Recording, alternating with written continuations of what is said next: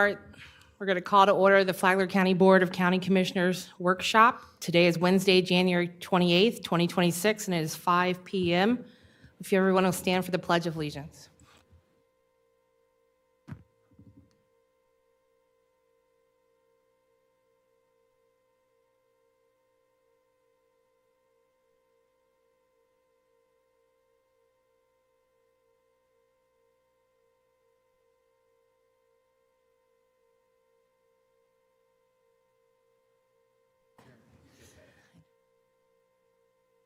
Now we'll take a moment of silence to reflect on those who are serving us and our brave men and women who serve us in armed forces, police and EMS and fire.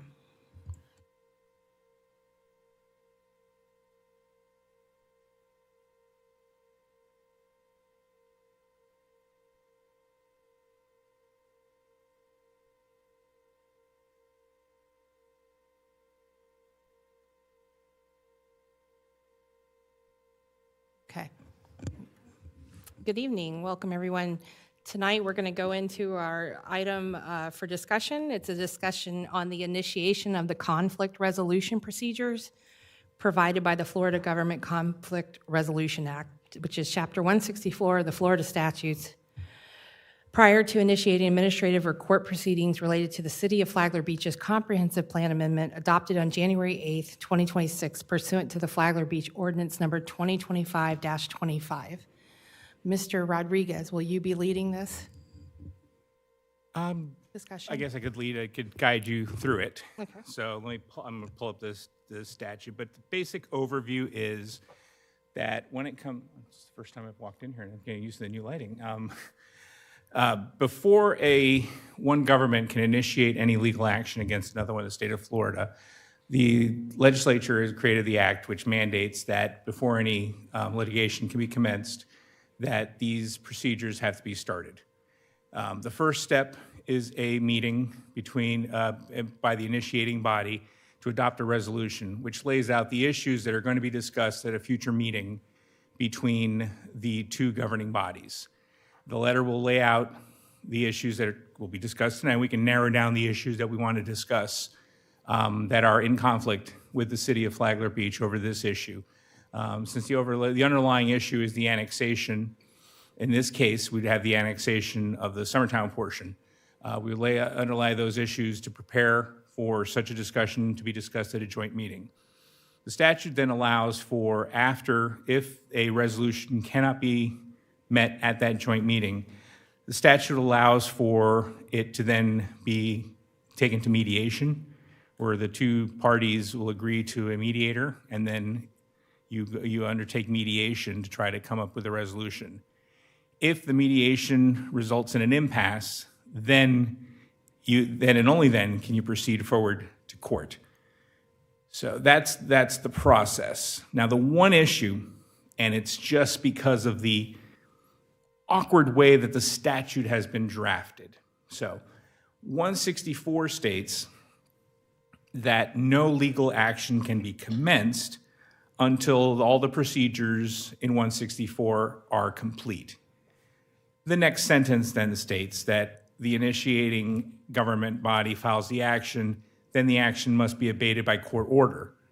But that sentence then assumes that a lawsuit is filed in order for the court to take jurisdiction to abate the action. So while one sentence says you can't initiate action, and then the second sentence says the court has to abate it, they seem to contradict each other. Also, the legal statute where any future action, at least in regards to the jurisdiction that the county has to dispute the comprehensive plan amendments by the city of Flagler Beach, fall under 163 3215.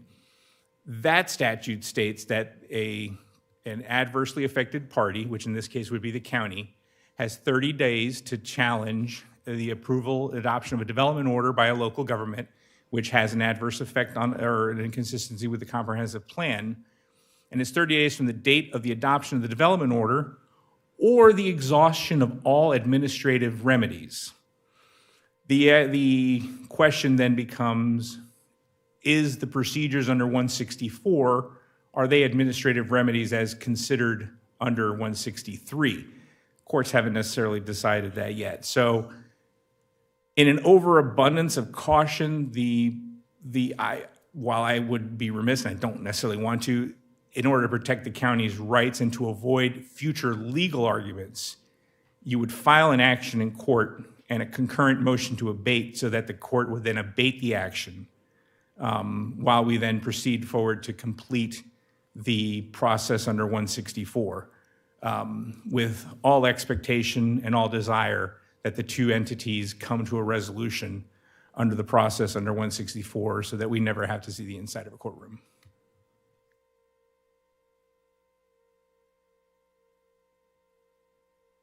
Okay. Are we going to be able to hear from the parties tonight that are here, or will they be subject to the 3-minute? Well, we're in a workshop, so you can take public comment. You're not going to be rendering a decision. So at this point, you can take public comment and any information. You can take that into consideration if it's under the topics that you want to have that are going to be basically the end result, and it's going to be what is going to be in that letter.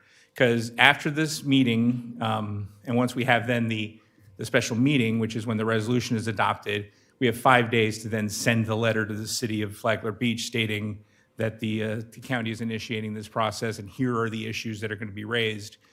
You may take testimony, you may take comments from the public, and whether or not you wish to incorporate them or have them as part of the background information to prepare for those issues, you can.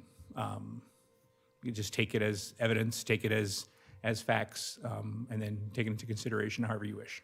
Can you give us an overview of how we got here and got to this decision, just for those who are not familiar with what we believe to be any deficits?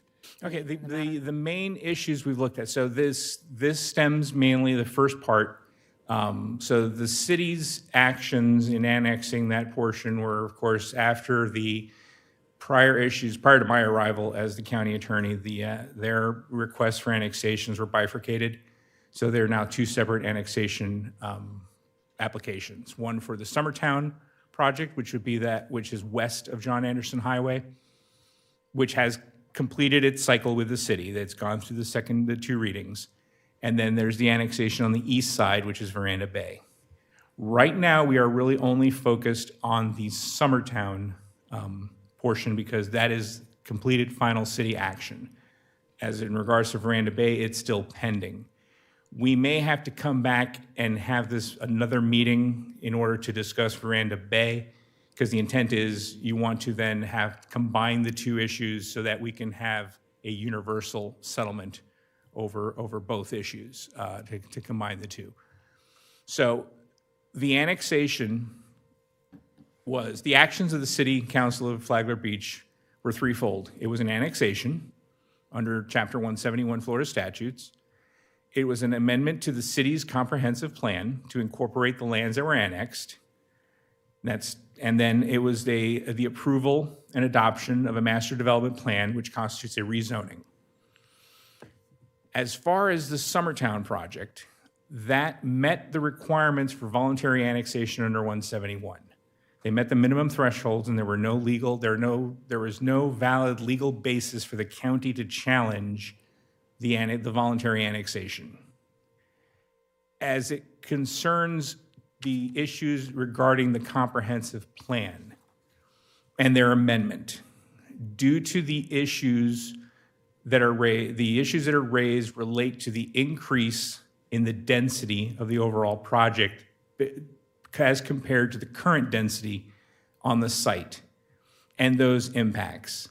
The county's comprehensive plan, especially under the coastal management element, takes into consideration certain triggers when there is an increase in the densities in those portions which are considered a coastal high hazard area. The area that's also within this area, which encompasses the Summertown and the Veranda Bay area, is located within our Category 1 hurricane evacuation zones. So the trigger point, I guess the key point of contention in the issue, is John Anderson Highway, because that road will remain a county road with when all these annexations are done, you're going to have a county road that is almost substantially surrounded by city property and city jurisdiction. Yet the county road will take on all of the impacts of the increased density without the city actually taking any of those impacts into consideration because it's not within their jurisdiction. And whether the question is there a proper mechanism for the county to address and to work with the developer to address any concerns that the county has to alleviate those negative impacts upon the county road.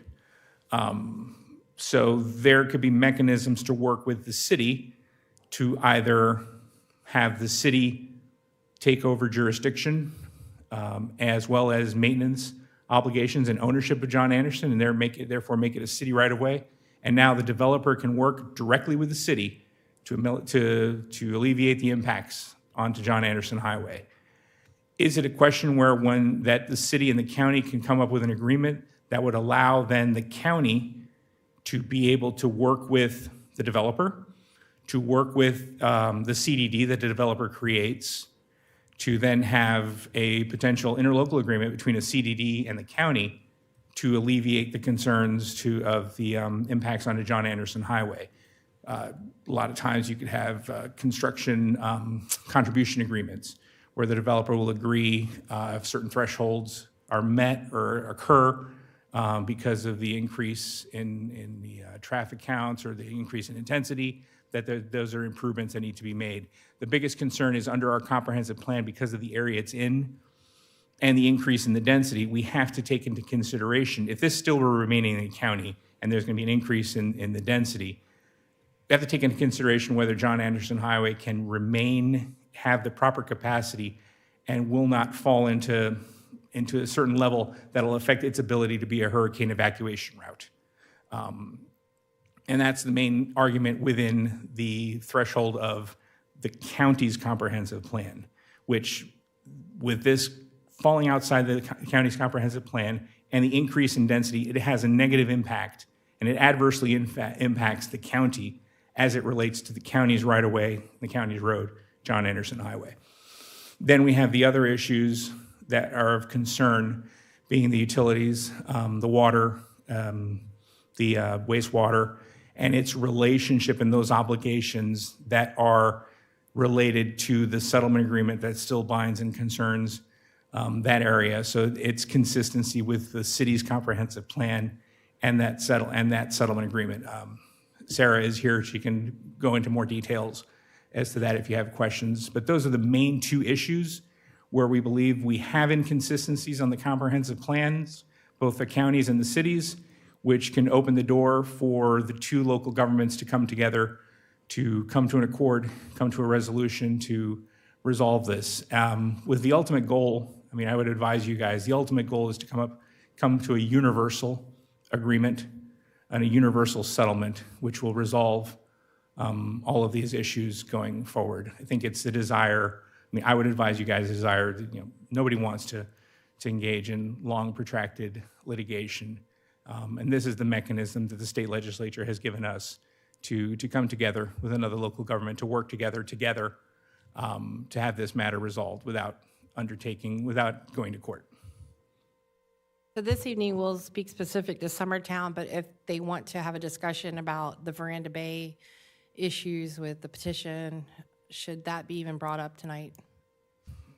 If it's brought up, I would just advise you to take it into consideration. I don't want to almost advise you like a judge telling a jury, hey, disregard that as it relates to what you're going to, in the end, decide as to those issues that we're going to raise to the city, even though at a future date, that is most likely going to actually be an issue, because we're going to be back when Veranda Bay their second reading is complete.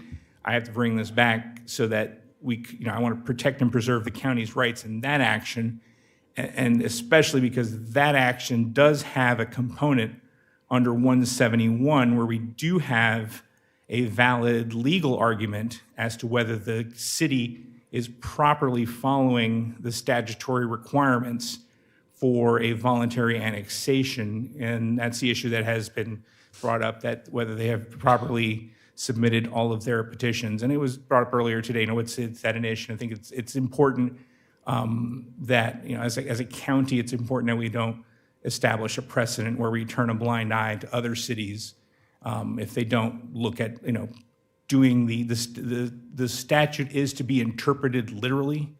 There is other cases where, the courts have said that the voluntary annexation statutes, counties have to follow the exact wording that the statute provides. And there's really no wiggle room. And especially Flagler, as a constitutional county, not a charter county, we're limited to the exact language that's provided in Chapter 171. So it's important that we don't establish certain precedents by looking the other way if we don't believe that the cities have followed the proper procedures for annexation at a future date. So we're looking for this is really looking at the rights and the interests of the county when it comes to annexation. We're not really just singling out Flagler Beach, but this is important that, these are the true procedures. And I have to advise you guys, got to look forward to potential future annexations and future issues that may come around the bend. And I have to look prospectively for that and advise you guys of such. Thank you. I see Adam Engel, our planner's here, and Sarah Spector's here. And so I think what I'll do is open it up to the board for any questions or comments for staff or legal or just general discussion. I was hoping we could go through each of the 5 items and determine if we find validity in the argument. And in the end of the day, is there a way that we can either mark it off as we go through and debate them, or submit some suggestions to the city after we've had an opportunity to discuss each of them, see if they still apply, and then whatever is remaining, if it results in the following meeting to an action. But I think preferably I'd like to go through each one. Okay. All right. Is it possible that we could have maybe Ms. Spector and Adam just move up in case we have questions as we go through? All right. And then after we go through this discussion, we'll have public comment, and I'll allow everyone to come up and speak to what's been said. Andy, do you want to? Yeah, I guess if the clarification that I need is on 2A, right? This is the one regarding the settlement agreement, the water wars, and provisions of reclaimed water. The question I have is in the subsequent ILA that was signed as part of the basic water wars agreement, and the implication of the ILA into Flagler Beach having home rule, giving Flagler Beach home rule to determine its own path. So, as I understand, the ILA does that. I just need clarification that the city is working within the parameters of the interlocal agreement.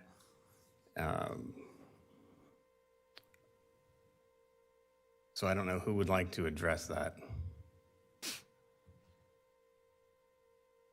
Spector. Good evening, Sarah Spector, Assistant County Attorney.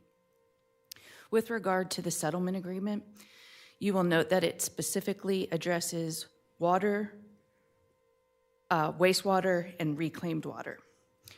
As it relates to water and wastewater, that on the John Anderson corridor was assigned to the county for responsibility.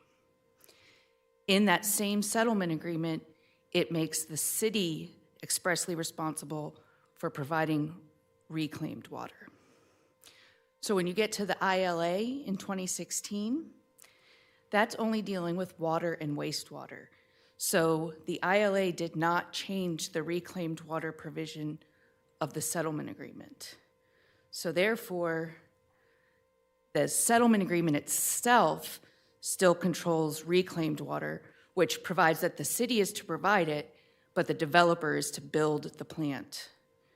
When you get to the 2022 utility agreement between the developer and the city has disregarded the settlement agreement as it relates to the developer's responsibility to build the reclaim facility.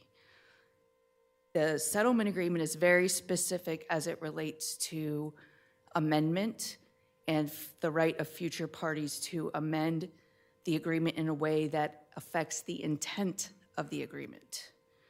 So the argument can be made that the intent of the agreement was for a third party to pay for the reclaim facility. The ILA doesn't address that at all. And the city gave up its right to have a third party build the reclaim facility when it agreed to provide in 2022 the reclaimed water when available. You'll see in that agreement throughout it says when available, meaning to my interpretation that it was going to be the city that would be providing it and the developer that would be taking it. The developer has been putting in the purple pipes for the reclaimed water and will be responsible for conveying those to the city at the end of construction, but has not done anything towards building the reclaim facility. That answer your question, Commissioner Dance? Sure. So from the county's perspective, our part in reviewing this is, right, we're reserving our legal rights, I think is what our head attorney has called it, preserving the county's legal rights. So what rights are we preserving through this interpretation? A right to enforce the settlement agreement.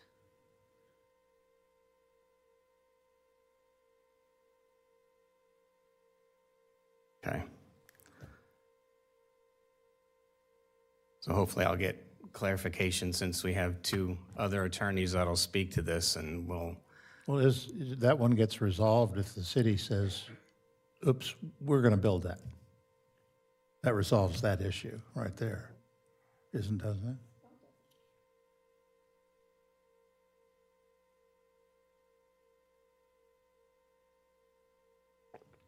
Being a member Thank you, Sarah. of the Flagler Beach City Commission in 2016, along with Commissioner Rick Bellhumer, we did, in fact, take claim of the water and wastewater going down John Anderson. At that time, Seaside, I'm sorry, I'm saying it wrong, right? Seaside Landing approached the city. They needed the services. It was being developed. That developer did not have any intention, nor we asked several times, and Drew Smith was our lawyer, so he knows, for annexation. We begged, and we got nowhere with annexation on Seaside.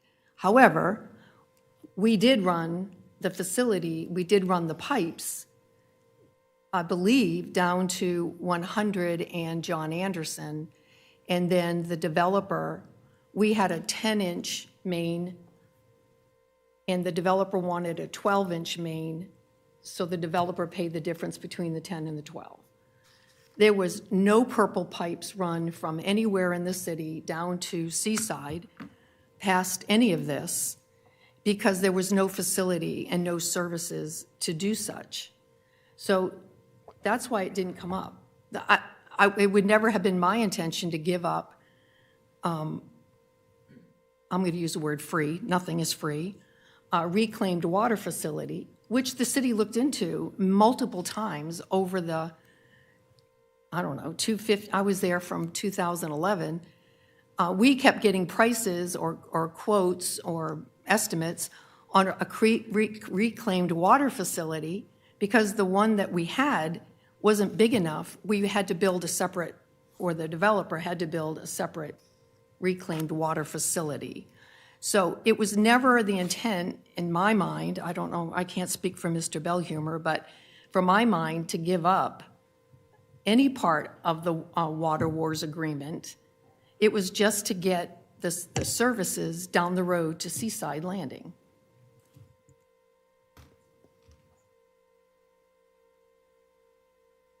Anything, Mr. Hanson? Any questions, comments on No, on it still item seems simple to me that 2A? all that Flagler Beach has to do is say, we'll build it. And it's over, so. We may have that answer shortly. Item 2B, Mr. Dance, you want to cover it? You want me to read it? This is the part of ordinance 2526 that talks about the floodplains and the sensitive environmental lands. And it's interesting because I did a lot of research in floodplains in the comp plan, shared it with Adam about actually, at the time, trying to make a defensible argument to about the importance of floodplains and how the comp plan protected floodplains, which led to the realization that that we could protect that portion, now the 150 acres that we're in the works to protect, so that whole research is what led to the ability to get that extra floodplain protected, which is, as the comp plan states, the city would look to floodplain or environmentally sensitive areas that are adjacent to or can be added to existing, which is exactly what this does. It modifies the border to the green to the blue way. So in my mind, and I mentioned this to Mr. Rodriguez, that I feel that we did the work for the city, but the agreement with to get the grants to pay for this has satisfied that portion of the comp plan, and I don't know what else we need to do on that. Adam Mengel, Flagler County Growth Management Director. I think my perspective is much the same as what Commissioner Dance had mentioned, but I think I would add in that I believe the language that you received from County Attorney Rodriguez this afternoon that mentioned the Flagler Beach's comprehensive plan policy that talks about the supporting the acquisition for these certain floodplain areas, particularly through Florida Forever. I think, to me, that doesn't have the city in a supportive role where the city is providing letters of support. With this being annexed into the city limits, I would see this as working in tandem with the county. Maybe not as a co-applicant, but I would say that would be suitable if that was possible. I think through their policy alone that mentions this and this area that we've identified that's clearly special flood hazard area that we believe is significant, and I believe if it was given that scrutiny in the city, I think the city would also agree with that that policy alone says that it should be something that should be elevated and prioritized by the city for possible acquisition, particularly through the Florida Forever program. And again, I'm not trying to mince words here. We do appreciate the letter of support, but I don't think that's what their policy really calls for. I think that policy calls for do more. Be actively engaged with us on this. This shouldn't be the county facing this alone, and I think that would also help us if we were working with the city on this effectively as a co-applicant. I don't know how that works out. Again, I'm not familiar enough with it, but I do think it would be more prioritized at the state level if we're working together. Thank you. Would it be advantageous for the development agreement to state that instead of the developer having I don't know the exact word, an option to sell, that the developer or landowner will make every effort to come to an agreement, anything other than, right now it's almost like, and the developer said it at the last meeting, if they only offer me $1 for it, of course I'm not going to sell it. Right. And I don't think that's the intention of this. I think we made every effort, and after being educated on what the process is that we're about to go through, this isn't a county project. This is a state Florida Forever project. Yes, ma'am. We don't own the land. We don't buy, we may have to give some money towards the land, But that's after we know what the appraised value is. It's after the agreement is reached. So I think it's a little bit more better terminology in the development agreement may help as well.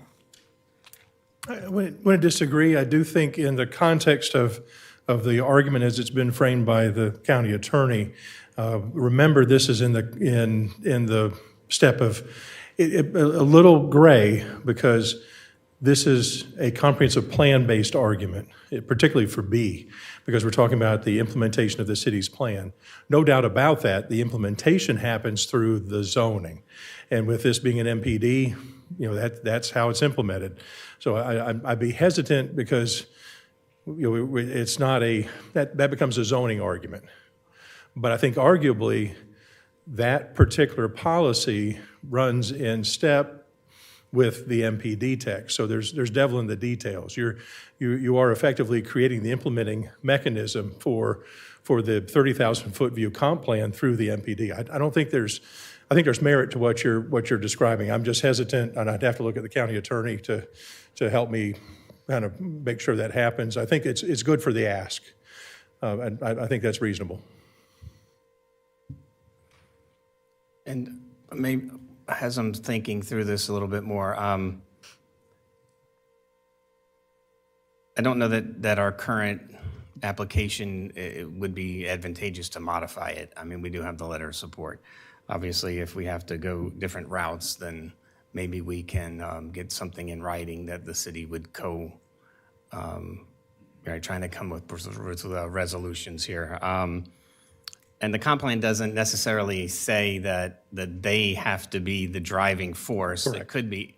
So again, kind of the county stepping in and helping them go through that process. I think if we hear from the developer or their attorney later, if they have time to think about ways to strengthen that agreement, the MPD language, as I think through the process, we've got the process usually acquires the parameters are two different appraisals. At least two. And you can work within that, above, below. The county has paid more than appraised value at times for certain circumstances, but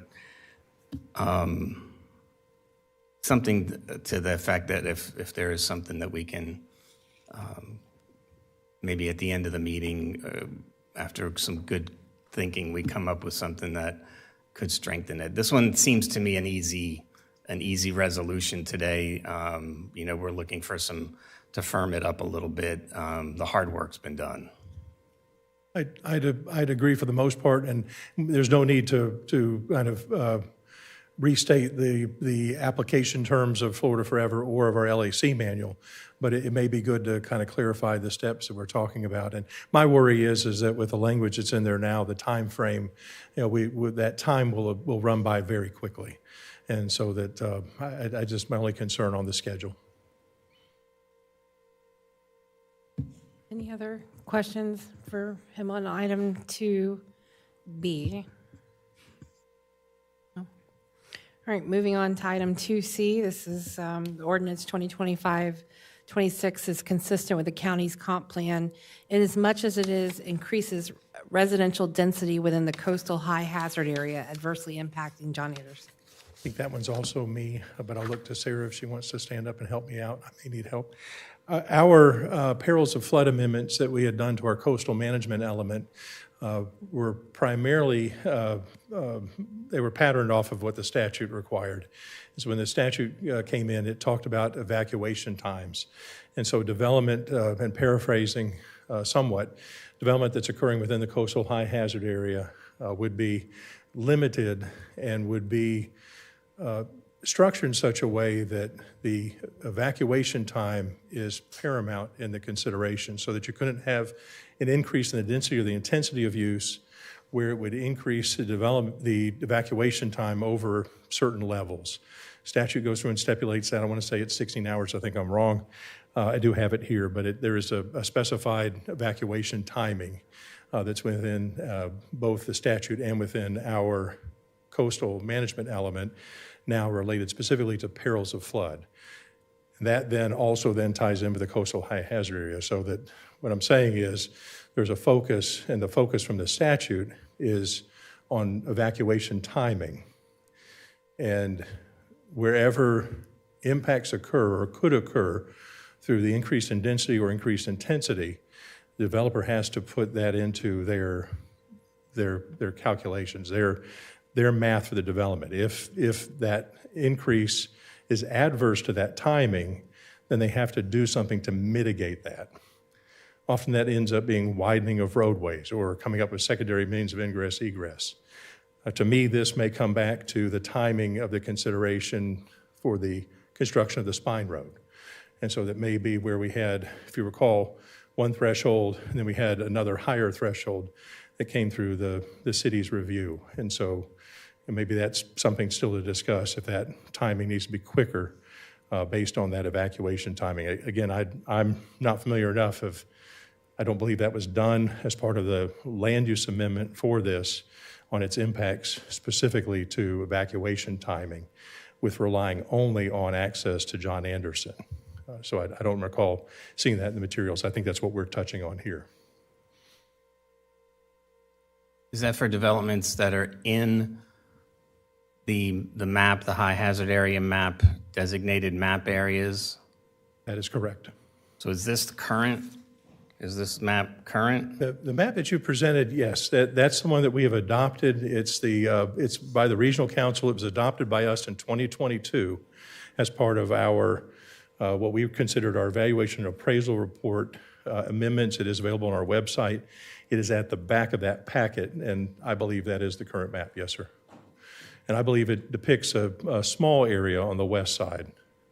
Yeah, Summertown may be a very small finger that protrudes into it, but most of it is on the Veranda Bay on the east side. Correct. So if we're talking about Summertown, this wouldn't apply, would it? In part only to a minor part, I would say. So that it is still a concern because it is within the development area.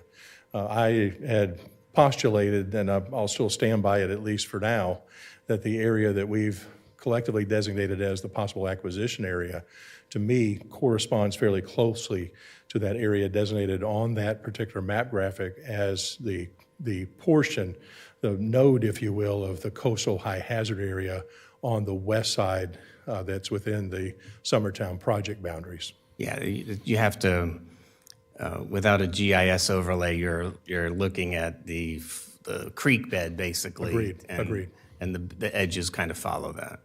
It is a minor area on the west side within Summertown's limits. So what do we do with that if we're just talking Summertown? I think, at least from a standpoint in our plan, based on the peril flood amendments, we would expect some discussion, some analysis, I think at least, to be included in the amendment that shows us that the city, in their approval, had evaluated the project, had evaluated the portion of the project that's within the coastal high hazard area as designated. And again, I'm not privy to if the city has a similar map, if they have the same designation within a portion of the west area. Likely not, because it's outside of their jurisdiction presently. But that they at least had looked at it and had determined that there would be either no impact to the evacuation timing based on the proposed amendment, or that the impact would be negligible and would remain in the limits provided in both the statute and effectively in the county's plan for the evacuation timing. So staff or a professional sealed letter or signed letter or something that talks about it being evaluated? I think that could get us there. Yes, sir. And I'm not aware. It may already have been submitted. I did not see it in the submittal for the land use. Okay. Any comments or questions on C? Mr. Rodriguez, There's a chance we can drop that one off the list if we, well, Summertown, a portion of it is in there. Right, it's still, because of the increase in the density and because that section is still within that area, you're still gonna have the overall impacts on the road, and it will be subject to the other one as well, because you're still looking at the density impacting it. It just may be easy for them to mitigate, to provide documents and mitigate. if you go. If I could, Madam Chair. Yes, Just sir. wanted to emphasize, in the context of statute and our review of the comp plan amendment, it is strictly limited to the evaluation of the amendment to impacts on the county's comprehensive plan. And so that's why the genesis of that comment, and we're not intending in any way to comment on the city's plan itself with this one. This one's on how the impacts, the density increase in the coastal high hazard area effectively impacts our evacuation timing on John Anderson. Thank you, sir. Thank you, ma'am. Did Mr. Lord have any, did he look at that at all? I don't recall, and so I don't remember us posing that. I didn't see anything from the city asking that. We have inquired with him before, and he would be able to answer that also. Right, I know, right, this has been a recurring issue on the Barrier Island. Yes. And Yeah. there's only two ways, well, there's three ways, north, south, and, well, there's four, the two bridges, but. And I take it to him every time there's a development proposed on the deal, and he's got all his tables, right? Yes. And he takes a good look at that, how many people that's going to add, and how he mitigates that is he may start the evacuation a day earlier than he would have originally, so that there is no impact. And that, of course, assumes people evacuate when he tells them to evacuate, which, or not. Yeah, but that's how he deals with that, is if he thinks it warrants something different, then he changes the whole schedule of evacuation, so. I think the key part is the evacuation route is really only to the north, because you can't count on the south. You can't count on the loop. It becomes flooded really quickly. So all those calculations have to count to 100, John Anderson North to 100. And I would think the completion of the spine road is Will going to help. facilitate that. It's going to help, Yes. yeah. Okay, moving on to item D, whether an adequate traffic study was conducted to analyze the impacts of the increase in residential density on John Anderson.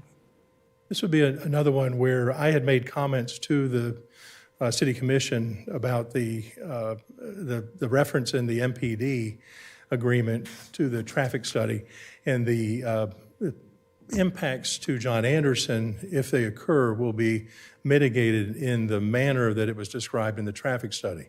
And I didn't see that in the backup. It had been, maybe it was there again, I just overlooked it, but I had asked about that specifically. And mainly if there's something that's being described, and I get it, it may be maybe too nebulous, too deep in the details to put into the MPD. And as I'm remembering, it's in the MPD and not in the pre-annexation. It could have been in one or the other. I apologize if I've gotten the wrong reference. But it had said that the impacts of John Anderson would be mitigated as provided in the traffic study, and I didn't find it in the backup. And so that's our real consideration there is tell us what they are, when they occur, when they're expected to occur, and if there aren't any, then specify that. And so give us some idea of what that is. Give us an ability to comment on those. Any questions? Well, was there a traffic study done? We just haven't seen it? It was referenced in the MPD with I didn't see it, though. a date and also with the company that provided it, but I didn't see it in the backup. No. So we need to see it. May I speak to an older issue? And excuse me for reading.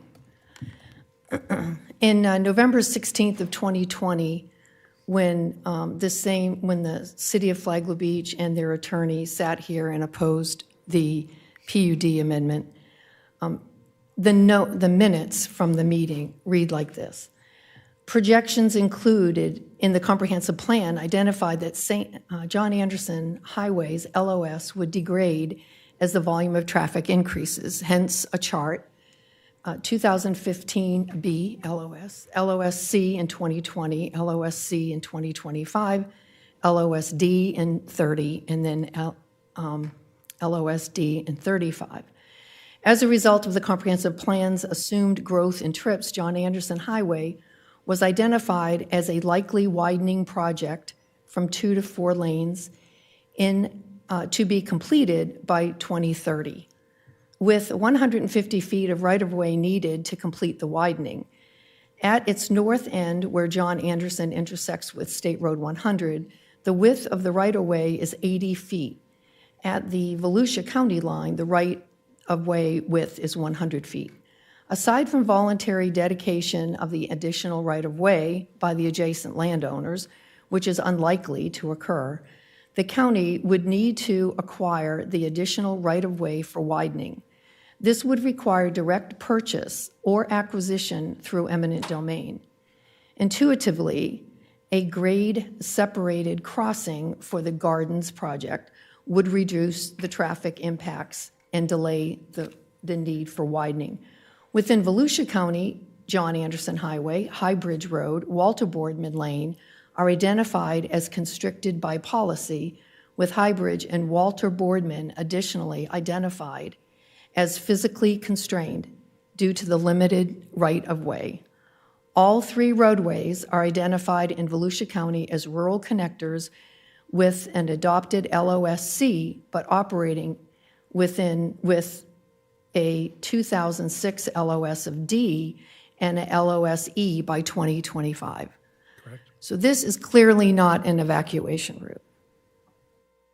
I mean, if we had a hurricane, we all know what happens down there at Walter Boardman, right? Correct. So not only that, but the traffic, and would a traffic study define for us when this widening is supposed to happen? And if it doesn't, why is the county going to widen based on an LOS that was caused by overdevelopment? So let me answer, I think first, it would be evacuation route because the homes that at least, or the parcels that use John Anderson for, maybe I'm misstating it, but not a designated route. We're not going to have, I don't know, somebody from Plantation Bay, ride through here. This folks depend on John Anderson to get out of their parcels and drive north to be able to evacuate a pending hurricane. We know from our experience, just as Commissioner Dance had mentioned, that you've got a significant flooding problem, Walter Boardman in that area, so everything's flowing north, all the traffic that's happening. Evacuation route may not have been the best terminology, but it's the best we've got. People are going to be using it to get out of harm's way. Once they get up there, they're going to get on 100 and hopefully head west. On the four-laning question, four-laning would be our obligation because it is a county right-of-way, county maintained. We had last done a resurfacing project. I think it's been within the last 10 years, but time flies. It could have been the last 12 years. But we had done a resurfacing project on John Anderson, had gotten some DOT support that I recall. It was on a River to Sea TPO list. At the time, we also added, I believe, paved shoulders to the right-of-way. So it's been recently resurfaced, and then with that addition of the shoulders, so that was considered on our end as an improvement because it had made the roadway conforming. It then matched a standard cross-section for a two-lane with paved shoulders. When we had originally designated, if I'm recalling, in that particular iteration of the comp plan that we went through in 2011, we had called John Anderson a minor collector and then had said on at least one of the maps in this series that the four-laning would be anticipated. And then at the time, not realizing that Volusia had the constrained qualifier added to the south portion.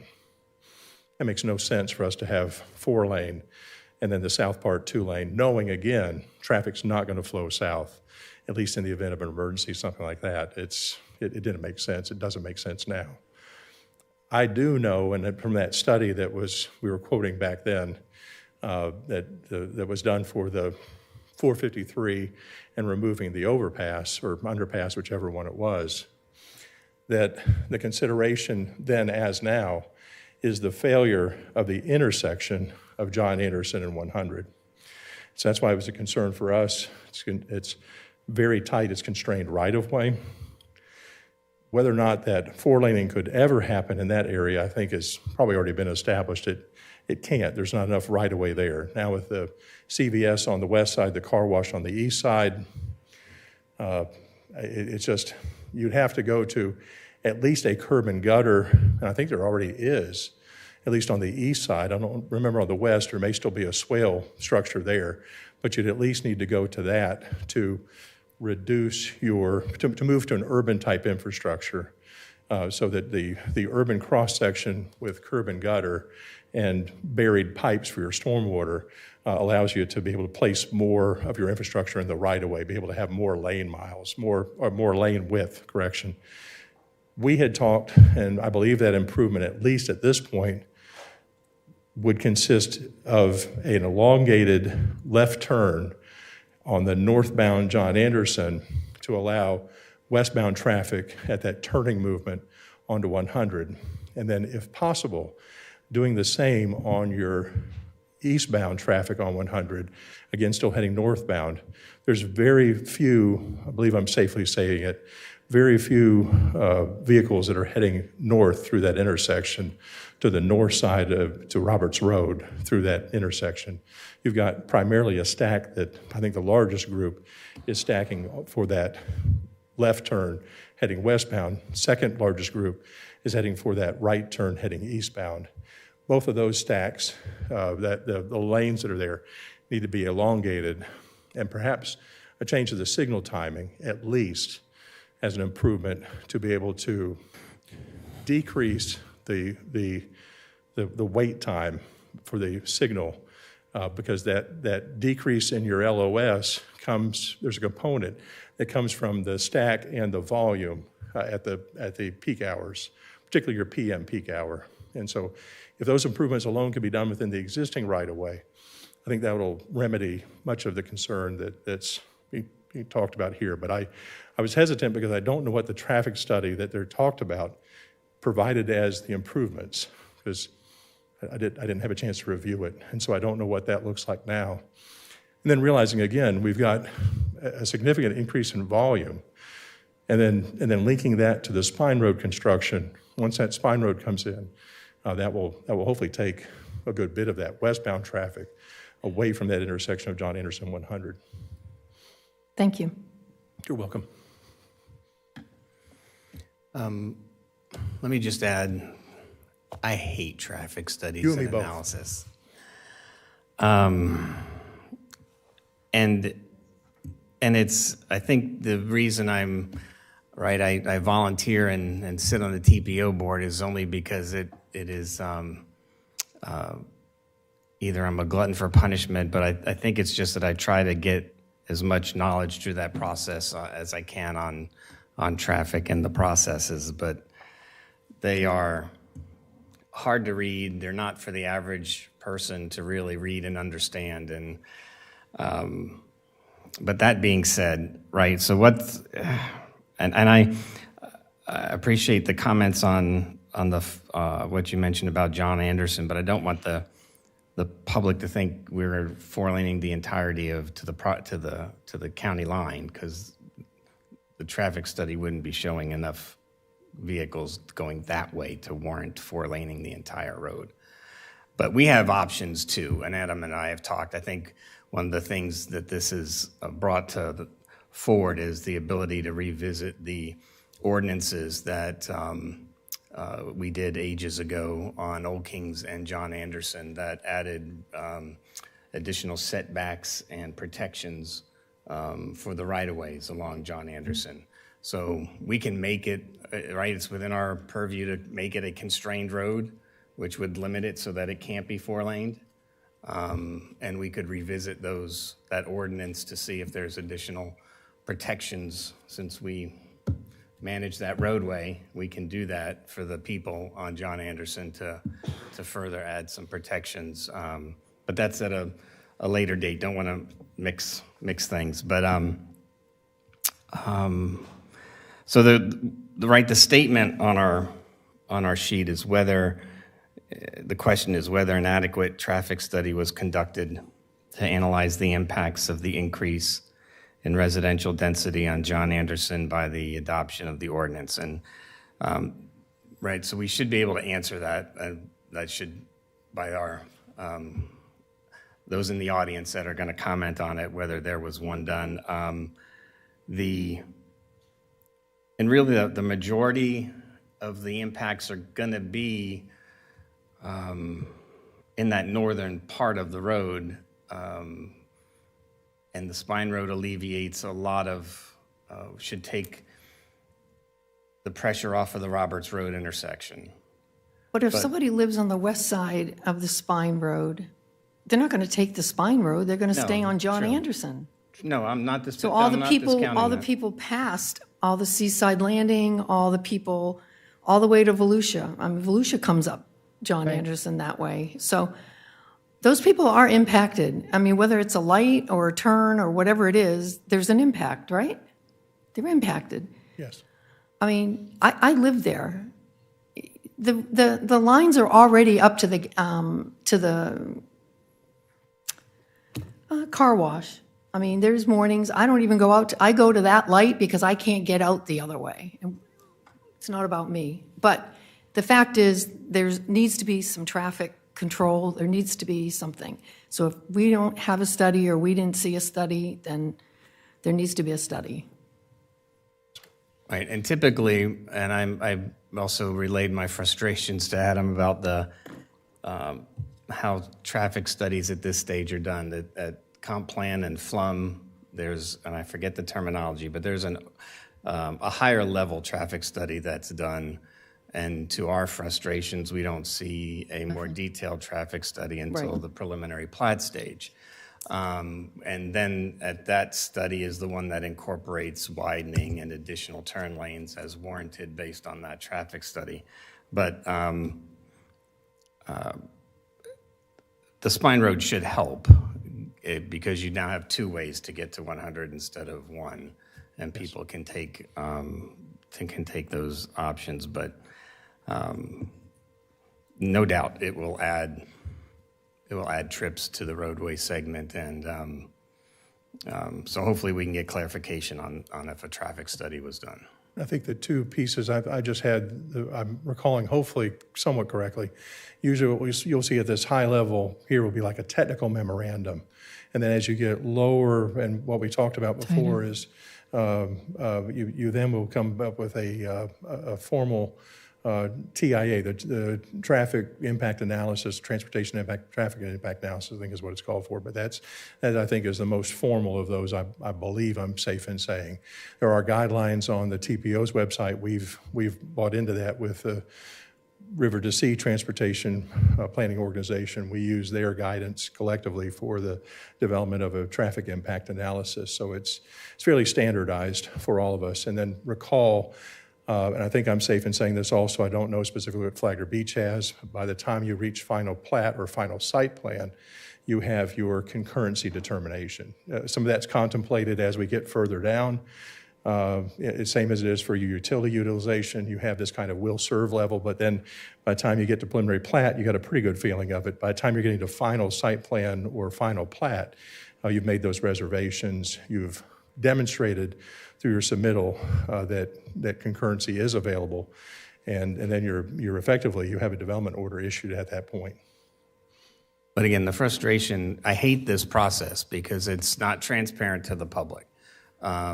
Because we're approving these large-scale, or denying them, at these large-scale projects, flums and rezonings, with an overview. And the public, kind of demands more information than that, and there should be more information that is translated at that stage, in my opinion. I don't get to control that, but I don't like that process, and I'll just get that out. That's my statement. I've got a quick comment. We keep talking about a hurricane. And with a hurricane, you do have a couple days prepared sometimes, right? But we're not talking about the one thing that scared me about moving to Flagler County, and that was the fires. So the density during a fire is much a bigger concern, because even if we block off, I'm used to the Keys, Florida Keys, and you've got forever on a 2-lane road until a car breaks down, an accident happens. You got 2 lanes, you've got a destiny for a disaster – over a long period of time, depending on how many people are using it. when you're in hours, 4 hours in the line waiting to get to the mainland, it's not a good sight. So my concern is making sure that the health and safety of our residents, as well as the opportunity for our fire safety people. I'm very concerned about that, because they're going to bring in people that are going to need the service too. And if there's backed up, and I drive the roads all day long, I know where the snarls are. We all know what happened when Palm Coast got BJ's, and still today, there is people that won't go that way and are looking for alternatives. We don't have enough roads as it is. So that my concern is the health and safety of everybody, but especially in intense times, because I know fires almost prevented me from moving here over 20 years ago. So we don't have them right now, and I'm glad we don't, but we don't know what the forecast is. So that's just something that came to my mind. Thank you, Adam. Follow-up. A question for the applicant when they come up is if they added any Firewise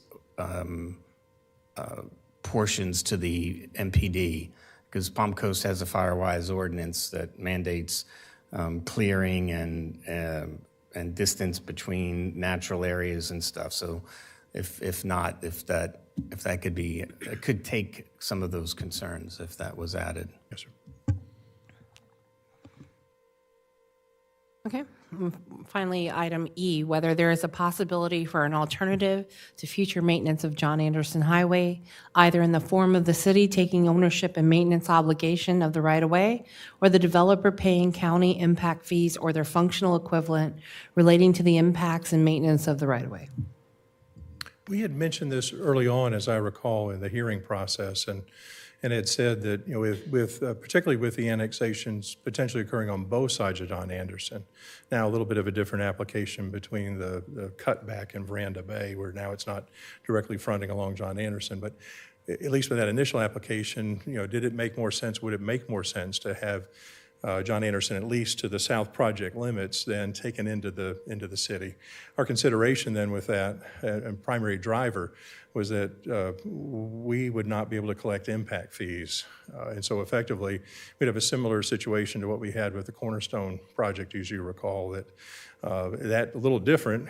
That was collecting, but then for a project that ended up annexing into the city, but similar concern, that this would be project within the city, not collecting impact fees, then directly impacting a county roadway. Remembering also, though, that impact fees are to be used for capital, so that when you do have those impacts, whatever those may have been contemplated in D that we don't really have knowledge of, but whatever those impacts would be, we would then pull from the impact fees to be able to offset those impacts at a level of service. We'd be able to use that for the improvements at the intersection, you know, maybe for mast arm installation, whatever it may be, that could be part of that increase, that ability to take the level of service and drop it from a D to a C and decrease that wait time. That was discussed, and it really hadn't gotten, at least from our perspective, a lot of traction from the city with that request. In our world, what that would involve is the city, I believe, passing a resolution, accepting that portion of John Anderson, both the ownership and maintenance of the right-of-way. We would then remove it from our gas tax miles, and so we would no longer be responsible for maintaining that. And then the city would then, of course, take over maintenance. And so in our thought, and very recently, what we've said is, okay, we don't believe an impact fee is going to work here. We don't see the city really having a need to adopt an impact fee. Arguably, the two main roadways for the city, those collectors for them are A1A and State Road 100, and otherwise it's localized streets. So we're not trying to compel the city to adopt a transportation impact fee, as much as help us solve what's happening on John Anderson. If it's not taking ownership and maintenance of that portion of John Anderson, and help us work out how we then are able to be compensated for those impacts that are occurring due to the Veranda Bay project. Whether that's some kind of proportionate fair share agreement. A little hard because we have jurisdiction of the road, we don't have jurisdiction of the project. whether that's some kind of potentially an MSB or TU. Again, may be complicated because we're imposing that then on what now is city annexed property. I don't know if that's possible. Maybe as County Attorney Rodriguez had mentioned, and very recently we've talked about this, maybe that's an interlocal between the CDD as a level of government recognized in the Florida state constitution, the taxing authority. Maybe they come in with a non-ad valorem assessment that's on their annual tax bills for commercial and residential properties that then is dedicated to the county through the interlocal for maintenance. That may solve all conceivable problems here, because recalling the impact fees can only be used for capital. And so this would then allow us to dip into that for both capital and maintenance. We could specify the uses. It could even be used for potentially enhanced landscaping maintenance within the right-of-way. So we've got a lot of latitude with that approach.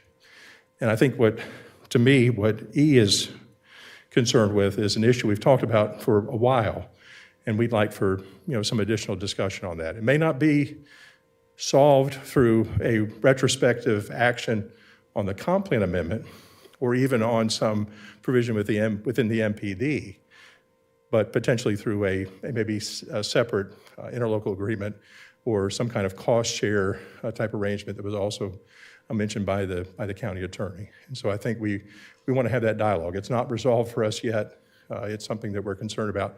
We remain concerned about it.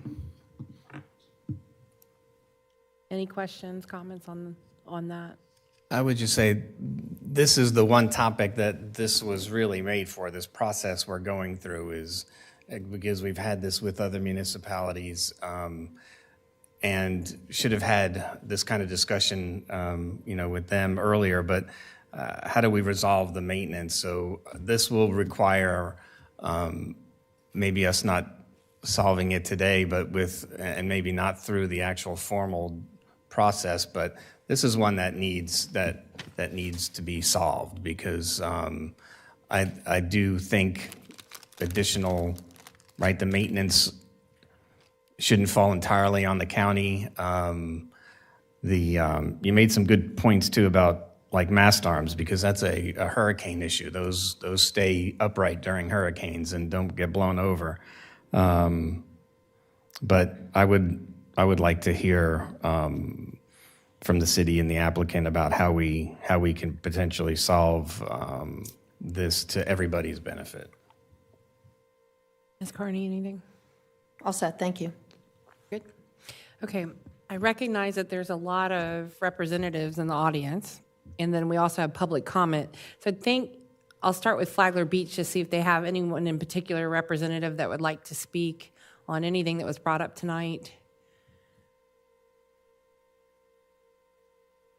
They're drawing straws.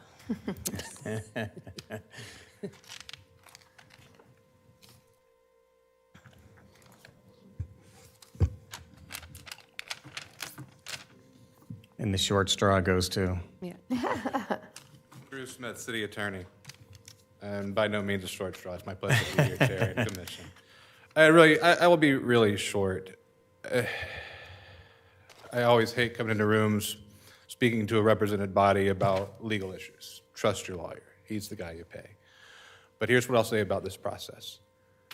I don't envy the box that it puts you in, preserving those rights, while trying to also, we just want to negotiate. But make no mistake, especially with it as it's been laid out to you, we should file suit first and then initiate in order to preserve our rights. Remember that every lawsuit in this state, in this country, has to have a good faith basis. I've heard a lot of things you want to talk about. I've heard a lot of reasons why we want to invoke 164. I've heard very little today about what was wrong with the process, what was legally deficient. Good faith basis means you go into litigation believing something was legally deficient, not hoping something was legally deficient. So I would like to hear more on legal deficiency if we're in the context of litigation. The other thing I'd like to say, and it's on the Water Wars Agreement, and this goes right to my good faith basis argument, not even an argument, just a statement. Because I also remember standing here in 2020, largely looking at a different commission. but arguing that the GIN development should not just be dusted off and a new plan put on it. That plan for what's been approved by the county for development. We argued at that time, there is no reclaim plant. That was part of the Water Wars agreement. They can't do this until they get reclaim plant, until we get reclaim plant. The county at that time said, nope, not a part of this issue. They can build. And that reclaim plant was tied to that GIN development, not to what the city did. What we were arguing wasn't don't develop. We were saying go through a different process. We were saying do a full-blown new development agreement, just like the city of Flagler Beach just did, instead of just dusting off the GIN plan and putting on a new diagram, a new drawing. And we got development approved, don't care about the reclaim plan. If you guys sue now and say they can't develop without building a reclaim plant, I'm hard-pressed not to argue bad faith. So I don't mean to be confrontational. I'm sitting back there listening to that argument, and my blood's boiling because I stood here and made that argument here to this commission at that time. And that development got approved over that objection. So for a county to say, good for us, not for you, I have a real problem with that. So that's probably not what my client wanted me to say right now, but that's what I have to say right now. Any questions? So the fact that the commission in 2020 did not dust off again and start over, there was no development, there was no discussion of the Water Wars and how it applied to that. There absolutely was, because I stood here and made that argument. What was? The fact that That reclaim plant was, the Water Wars agreement was on that GIN plan. That's what triggered the litigation. That's what triggered the settlement, was the GIN plan. What was happening at that county approval was that GIN plan had been dusted off and a new plan attached to it as a development plan. What we were arguing there again was not don't build, it was do it through a full-blown new developers agreement. We're talking about a new project, do a new developers agreement. Create that opportunity for public comment. Create that opportunity that you just saw Flagler Beach go through for 2 years. That's what we were arguing then. And we argued as part of that. One of the issues we have is they have not built a reclaim plant as the Water Wars agreement says. Despite that objection, that development got approved and is under construction. Largely constructed now. And now to hear the county saying, well, Flagler Beach, you can't approve development because they didn't build you a reclaim plant. It's hard to listen to a party that on one hand said, no, that doesn't matter, and now say, no, that matters a lot. And we're going to sue you so that we can invoke this resolution process. I have a problem with it. Sir, can you address the traffic study? That's probably best addressed by planners. Okay. Can you address the comp plan as it relates to our floodplain projections? Again, that's a question for planners. Okay. And can you address the coastal high hazard? I believe that's a question Yes. for planners. Really, truly, to the extent that we're talking comp plan, the experts are the planners. Lawyers, Gotcha. we just stand here and argue. Okay. Thank you, sir. Can one follow up? So in your summary, are you saying that Flagler Beach has home rule authority in this instance to make that negotiation and approve the plan for utilities as it was submitted? Absolutely. Even though nothing happened in the circuit court order for a reclaimed water facility to be built, Absolutely. who changed the order so that Flagler Beach could do that? The order was approving the settlement agreement. And in fact, that settlement agreement reads that before water is given to the developer, the trigger for the water for that reclaim plant was they had to build it before water was given to it. And that was raised to the city commission at the time when they came forward asking for that water. This may be our last best chance to get a reclaim plant. Of course, the city was far down the road into planning their own by then. But that agreement is not tied to development. And again, why I make the point of, in 2020, we were talking GIN plan. That settlement agreement was triggered by GIN plan. It was GIN. I recognize that this developer is a successor, But that Water Wars agreement came out of what the county approved. That's the GIN plan that you guys approved. So why was it not an issue then? That's the point that I'm making. If it's such a big issue now, why, when I raised the objection, was it a non-issue? Any other questions? Thank you very much. Mr. Rodriguez, would you or Sarah like to address anything?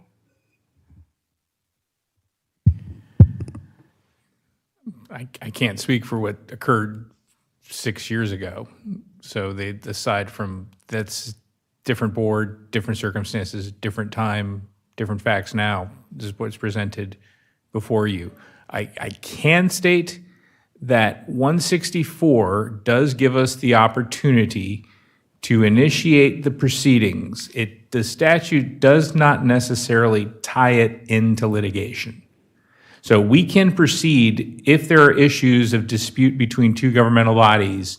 We can invoke 164 without litigation being the end result. The question then is this: there are issues here which can be litigated. Then it would be your determination to, and I would probably ask for that when we have our special meeting, is that we can either A, proceed with 164 cooperation, and however it ends, or proceed with the 164 and permit the county attorney's office to file an action to preserve the county's legal rights if we come to an impasse, that then it proceed forward to litigation. But 164 does give the option that you can invoke the intergovernmental resolution process without there being litigation. I just simply ask if you want to also have the option for litigation, we need to preserve that right to litigate. It's just that you cannot litigate unless you have completed the 164 process. The applicant, would you like to come and approach and speak? I think Mr. Chimento is arguing yes. He's probably Do you trying wanna to drag me speak? back. Hi, I'm Ken Belshie, Hi, Mr. Belcher. Chairman. I have something real quick. Here, because the issue about the traffic impact study, there you go. $250,000, I think, at the last count, is the cost of that traffic impact study. It's always been a part of the record. It's always been a part of the application process. It's shown up online in the process. So I'm not sure where the breakdown was, but it's always been there. And it's something that we started with the city of Palm Coast, actually, and then transferred into when we began to talk with the city of Flagler Beach. And so if I could, for just a moment, and can I have additional time? Is that all right? It's typically 5 minutes. Okay. So take you back real quick to 2023 when we were talking with the city of Palm Coast, and we were in fairly deep discussions with them about annexation. And we were then approached by the city of Flagler Beach about the possibility of annexing there. And we talked with them and for quite a while and discussed the issues and the various things that might come up. And they issued a formal invitation to our company to asking us to annex into the city of Flagler Beach. And so we agreed to start that process. We thought that was a better fit for us. And it did take 2 years for that to happen. So any of the talk out here about this going fast or it was too quick or something is just nonsense. It took two years. But during that time, we were off and on, but mostly on, talking with staff here at the county. And at one point, Sean Moylan showed up at one of the meetings and said that the county had some issues. And we then met with him subsequent to that. And it was a Zoom call, and I remember it like it was yesterday. It was attended by Sean, by Al Hadid, by Heidi, by Adam, and I think 2 or 3 other people. And in this Zoom call, we worked out all of the issues that the county had. In fact, I started the meeting by asking Adam, or not Adam, but Sean. I said, Sean, do you represent the Board of County Commissioners in this negotiation or this talk? And he emphatically said, yes, I do. And we talked about it, the issues, as I said. And at the end, I specifically asked, is there anything else that we need to cover to satisfy the county? This was in September of 2024. And I said, no, they said, no, that's it. On October 17th of 2024, Sean attended one of the many commission meetings that we had in the city of Flagler Beach, and he praised us. He did. He praised us. He said, Ken has worked with us. He has been very cooperative, and we've got all of our issues taken care of. And he went out of his way to praise us. I was very proud of that. And so in our mind, we checked the box, okay? We've worked everything out with the city or with the county. And so you can imagine my frustration a few months later when Sarah shows up at the planning board and now has this new list of issues, some of which are on your list here tonight, that now the county has a problem with. And so, and I probably wasn't very polite to Sarah after that, and I apologize for that. It was after the meeting, because I was shocked that we went through that whole process. And by the way, the meeting that I referred to, where Sean praised us for the cooperation, I think Michael Cimento can share that video with you guys if you want. I think he's brought that tonight. And so the concept of all of these things that we'd agreed to, and now here the county is back almost in a way that was embarrassing to us, that you're not working with us, you're not doing what you're, it was more than I could really stand at that moment in time. So I just want to say that these issues are things that the city of Flagler Beach is going to have to work out with you. I can't speak for them. I'm not here to represent them. They're here to represent themselves. I can only say that the process was extremely frustrating to know about, to all of a sudden be hit with these new ideas and new objections. And so I'm a developer. I'm about putting deals together. I'm about progress. I'm about creation. I'm about building. I'm about developing. That process creates jobs. It creates tax base. This particular development is projected to create over $2 billion of tax base when it's completed, which won't be tomorrow. It's going to take a while for that to all happen, but $2 billion worth of tax base.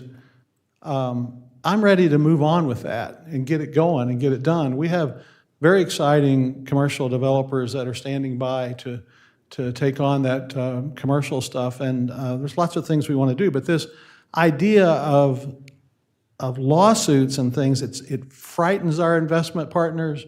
It frightens other developers. It just is not necessary, I don't think. And I would ask the county to really strongly consider what they're talking about here, about filing a lawsuit or something over things that we thought we had worked out a long time ago.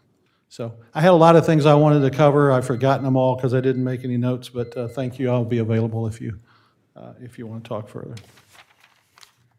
Mr. Cimento? Certainly. Not as a public comment. I just wanted to give you additional information to you all that will supplement your staff's responses to, Will you particularly state your name just for the I'm sorry, Michael Cimento for the applicant. So just little bits of facts that you all need to understand. The reuse plant and the ILA and how that affects obligations and stuff. We've been of the opinion as FGUA that Flagler Beach has its own destiny in its hands and they can negotiate whatever they want. But one of the things that no one has told you in the settlement agreement that we think the ILA had modified is for GIN to build a $3 million reuse plant, the city of Flagler Beach is required to give them over 800 credits, which in today's dollars is about $13 million.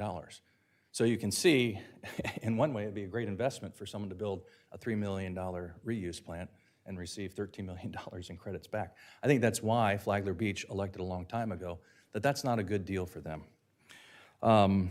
The perils of flood, it's a very complex thing, but I think Andy and Adam were accurate, is that there's a little sliver of Summertown that arguably is in this area that is affected by it. It was considered by the state. Remember, this whole project has been reviewed by the state 2 times, and that issue has never come up. They've been satisfied with that issue.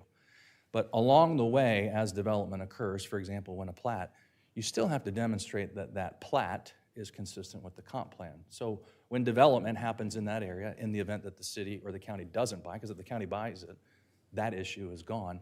It still has to comply with it, and it'll go through the regulatory process if they can even develop in that little small area. So suggesting that this whole process is in violation of that policy, I don't think is quite accurate. Ms. Richardson, your comment about fire is well taken. Those things are also part of the state's evaluation for evacuation. And in fact, there was a comment by a member of Flagler Beach last week about removing the spine road. Well, nobody wants to remove the spine road because that is imperative to improve evacuation time, response time, and minimize traffic to John Anderson. So it's funny you said that because I don't think anybody had ever talked about fire. They just talked about hurricane. Traffic, I've said this about 17 times at City of Flagler Beach. The process requires that we do a traffic study. And they're right, there's 2 levels, and then there's a 3rd level when we get to platting. The analysis is dictated, not by the developer, but the DOT, the City of Palm Coast, when we started it, the City of Flagler Beach, the Regional Planning Council, and the TPO. They tell us what we have to study. We do the traffic study. They review it, and those issues have all been resolved. There will be improvements to John Anderson. Turn lanes, the length of them will be decided when we get into engineering. Colbert Lane and 100, that'll be resolved. We talked about John Anderson and 100. Timing of that light, as you pointed out, or one of you all pointed out, will be addressed at that time. So those are already obligations, and that's in the PUD. So that deals with traffic. And then the John Anderson issue that you all, I mean, these are real issues. We recognize that you all are stuck with people annexing, and then you're stuck with the maintenance of the road without a maintenance obligation. So, Adam was correct, we've talked about it. If we do it through impact fees, then you all, even if the city were to collect it for you, you all would be limited to using that for expansion or new issues on John Anderson. And I don't think that's what you're talking about. I think you're talking about ongoing maintenance. And so we've discussed it with Adam, and you heard a concept today that there would be an interlocal agreement with the Community Development District where we could get into a maintenance sharing or partial contribution that would be dictated for the ongoing maintenance of John Anderson. Best of my knowledge, it's in good shape right now because you did that project a few years ago, but over a 20 and 30-year life cycle, there'll be maintenance. So these are all issues that we can resolve. But again, filing a lawsuit, I feel very similar to how Drew is some of these issues are not best described in a lawsuit because of what Drew described. And I ask you all to ask your staff as board members, as some of us in the audience are board members on corporations, tell me what we're going to sue about, what is the likelihood of success, and if we lose, what is it going to cost us, what might it cost the taxpayers? Is there an alternative way to resolving these legitimate planning issues that you have without filing lawsuits against our sister city? So that's what I wanted to give you additional information, and we're here to answer any questions you have. Thank you. I have. Yes, ma'am. So on the traffic study, as we proceed, or as the city proceeds down the development road, If it comes to the point, or when do we know if it's going to come to the point where a 4-lane is needed on John Anderson? At what point are we educated as to where and how that happens? I don't know the history of what you stated before. I hadn't studied it. I'm not saying that it's accurate or inaccurate, but there is no traffic study that we're aware of that requires the 4-laning of John Anderson. And the beauty about it is that, as Mr. Dance said, you all declare it as a constrained roadway, and there will never be a 4-laning of John Anderson. The only people that get to decide the 4-laning of John Anderson is you all. And if you leave it at 2-lane, theoretically, if you leave it at 2-lane and there becomes a problem, there can't be any more development on that road, impacts that road. So you all are the ones that decide if or when or never of John Anderson being 4-lane. But to answer your question, I have never seen a traffic study. I'm not aware. I don't know that any of your staff is that even suggests that 4 lanes is necessary or even anticipated. Well, that all came out in 2020, at November 16th of 2020. So it's out there, that it brings, and I have to say this, I have not heard the word lawsuit. Well, this is conflict resolution. We know that the end result does not have to be a lawsuit. Okay. The end result is us sitting down and getting our staff to help us get to everybody so that we are all feeling comfortable about what's happening. Again, I said it before, we all represent the same people. We all represent Flagler County, whether they're in Flagler Beach or unincorporated, we represent everybody. So this is just we had some holes in this issue. I sat through many of the meetings that Sarah and Attorney Moylan sat through. We did ask multiple times, multiple questions. As recently as January 8th, when that final was taken, Adam stood up for 15 minutes. Now, he can't have 15 minutes, but however long he was up there, and we didn't get one answer to one of his comments. There were no comments. It's just like no comments ever come out. That was the frustration on my side, but Ms. Carney, I'll speak on behalf of my client. sure. Some of these issues are intergovernmental planning issues, and they're real. I mean, the fire, we have a discussion ongoing on where is the best location. Remember, we gave a fire site to the county, and now there's been discussions between intergovernmental that may not be the best location, and Mr. Belshi has volunteered to work with you all to relocate that to an appropriate position. So these ongoing planning things, but that's going to require planning between you and Flagler Beach. But I'll speak for Ken, as you all know him. He'll be sitting at the table there helping you solve these problems in a collaborative way so that everything in that region is perfect as best as it can, because it's a win-win situation. A perfect John Anderson, a great development, smart growth is obviously good for him too. So we're here to listen and to help. And just for the record, we gave, this board has been working since March of 2025 on working on a joint planning committee. It's in our protocols on annexation. We've discussed annexation ad nauseum. I'm here. So we look for a joint, most counties have joint planning committees. And this is a perfect example of when a joint planning committee would work, and it should work. And we're getting ready to enter into an interlocal agreement with Palm Coast on a joint planning. We got to plan for the future. We've got to be able to see what's going to happen.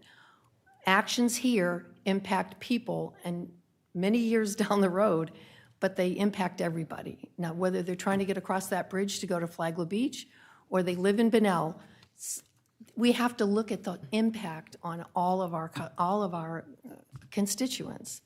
And I just think there were a lot of holes and a lot of questions that weren't answered, so Sure. thanks. Thank you. Thanks, sir. Are you an attorney? With them as well. Okay. Good evening. Sid Ansbacher, 780 North Ponce de Leon Boulevard. And I just want to point out one thing on behalf of Mr. Belshi. If we're talking about resolution, that's one thing. And I understand that through the chair, Commissioner Carney said no one's talked about litigation. Mr. Rodriguez has talked about filing a 163-3215 Florida statutes complaint and abating it. That is a significant concern to us, and I think that just because no one has mentioned this, and my first 163-3215 action was done on behalf of Gamble Rogers, so that should tell you how long ago it was. It was shortly after the statute was enacted. Currently, I'm an attorney's fee expert on a 163-3215 action. If you start down that path, the one thing that has not been mentioned tonight is that statute has mandatory prevailing party attorney's fees. So please understand there is significant risk all around if that path is taken. If there is resolution effort, I think that both Mr. Belchi and Mr. Chimento have evinced significant interest in trying to resolve. But we simply want to point out it is clearly a substantial risk, and it is something that we are adamantly trying to express the risk of. And thank you very much. Other attorneys representing party? No. If not, I'm going to go ahead and open this up for public comment, and then we'll have a discussion after. This 30-minute time period has been allocated for public comment. Each speaker will be allowed up to 3 minutes to address the commission. Speakers should approach the podium, identify themselves, and direct comments to the chair.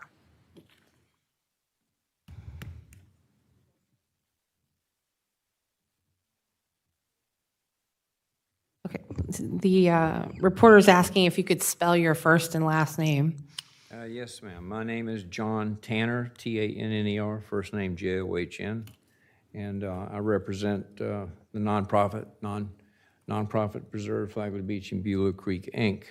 I'd like to just, I guess, address several of the immediate areas. Mr. Belchi indicated that when he gets through developing, that this property somewhere is going to develop $2 billion worth of tax revenue. That is not Flagler County. That may be some future creation, but it won't be Flagler County. That's not why people move to Flagler County. This has been a semi-rural, not a closed, but a semi-rural county up until just recently. And of course, now we're seeing massive overdevelopment throughout the county. If you flew over the county and look at what's going on, it is nowhere near what it was just a short time ago. This cost shift where the city of Flagler Beach appears to be, and I don't know because I haven't seen the figures, but it appears to be ready to, in effect, excuse the developer from his obligation under the Water Wars Agreement. And Sean Moylan or the prior county commission could not change the Water Wars Agreement. The Water Wars Agreement is largely perpetual and was developed that way so that as time went on, you would not have another board and another board and another board changing things, or for that matter, cities and the county or whoever working together to subvert what the Water Wars Agreement says. It is binding on the parties. It's still viable, and just on one subject, the developer is bound by Section 4.4 sub 1 to design, build, and convey the water treatment, the wastewater treatment plant. And Mr. Moylan nor this commission could excuse them from that, nor can the city. The extra tax or utility weight that would go upon the citizens of the city of Flagler Beach hasn't been calculated. What is that going to cost? What's the interest rate going to be? How is it going to affect the city, who are also county citizens, The city citizens, over a 20-year period, trying to pay off the millions of dollars of money that is being, in effect, given to the developer or offered to the developer by the city if the city's going to take over building a plant, which obviously the Water Wars Agreement requires the developer to pay for. Thank you. Next speaker.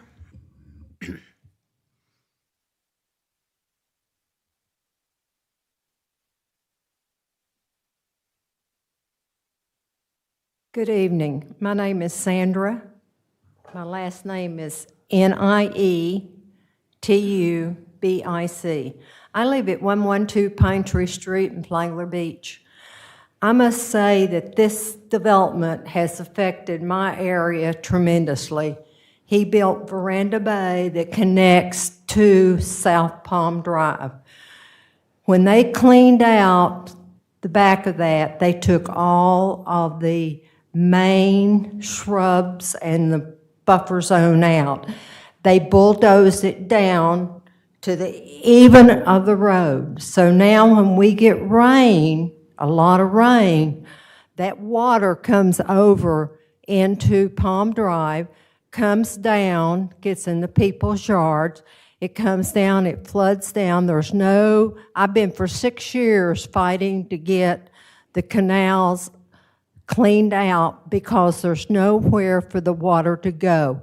So it just goes on the road. And when the canals get backed up, then the water comes down the road, and I can't even get out of my street because it blocks down to where the city has their sewage and their system. But for him to say that he's never checked it, he's never been down there.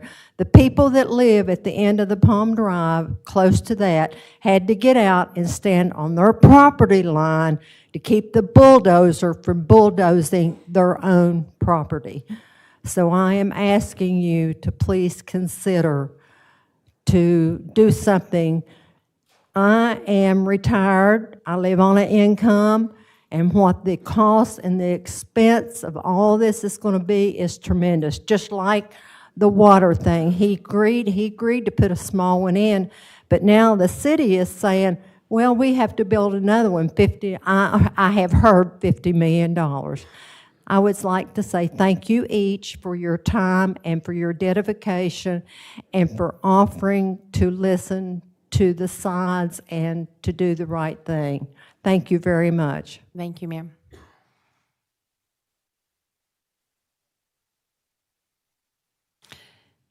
Hi. Hello. RJ Santori, Flagler Beach resident. Good evening, commissioners. I want to thank you for taking the steps to possibly initiate Chapter 164, conflict resolution. This is exactly the kind of intergovernmental accountability residents have been asking for. I know this process has been going on for years, but there are hundreds and hundreds of pages to review, and it seems like every time we dig in, we find something new, and it's not an accident, it's a pattern. We've identified enclave issues 3 separate times now.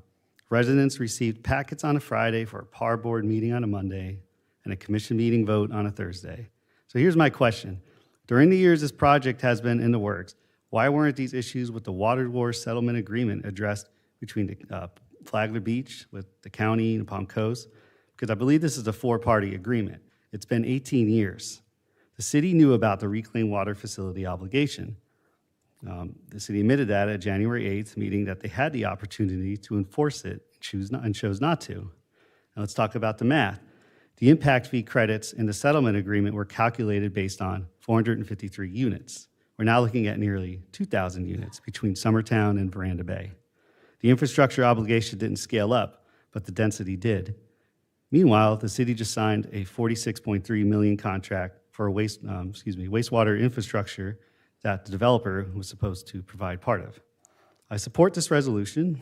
The issues outlined, the settlement agreement violations, the PAR board vote discrepancy, not to recommend annexation, and the traffic and concurrency concerns that are legitimate conflicts that deserve resolution. Thank you. Thank you. This is our last public comment, so is there anyone else who wishes to speak?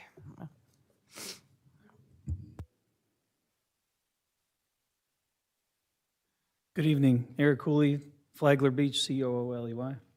Did you need my first name too? Yeah, okay. I'm worried about context with the information that you're working with. So this whole conversation started out with your attorney saying this is about Summertown only. Summertown in its entirety is on the west side of John Anderson. And right after your attorney said, this is only going to be about Summertown, then he said that, and I quote, because I wrote it down, I thought it was odd. He said, John Anderson Highway is surrounded by Summertown. No, it's not. It's only on one side of the road. And it only fronts John Anderson for, we'll call it a mile and some change, if that. And then most of the content of what you're talking about is about traffic and impacts and John Anderson, and it's just all these talking points about the impact to John Anderson. And I even heard from the planner, cited incorrectly. He's talking about Veranda Bay. He cited it numerous times. This is about Summertown only, which changes your content significantly. When you're looking at Summertown only on the west side of the road, the impacts to John Anderson become negligible. You know, that Summertown has a spine road that feeds out to 100. You all collectively said during all of these events that John Anderson is impacted, traffic will flow north. That means the spine road will be utilized. From the internal Summertown traffic volume that is already there, it's going to flow north to 100, not to John Anderson. Sure, John Anderson's going to see some traffic, but for the context of this discussion, it is very important to keep in mind that you are talking about Summertown. You're not talking about Veranda Bay. Veranda Bay, county is instructed, legal, and mispostured that we're going to fight tooth and nail that Flagler Beach doesn't touch Veranda Bay.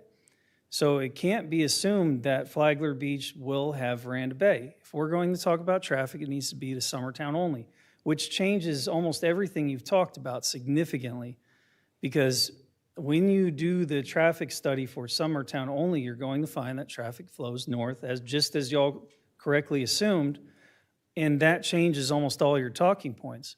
And there's some other things about density and things like that, but the traffic study's here, but context matters. And if y'all are going to start this legal process over that, it's important that it is about Summertown only. That's what this discussion is for.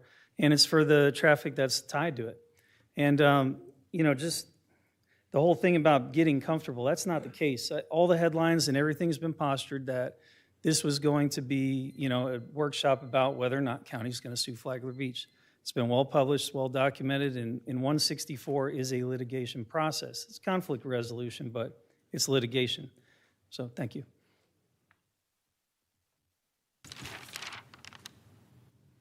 Can I'll wait. Got it barricaded in here. David Eckert, Kelly Del Sur.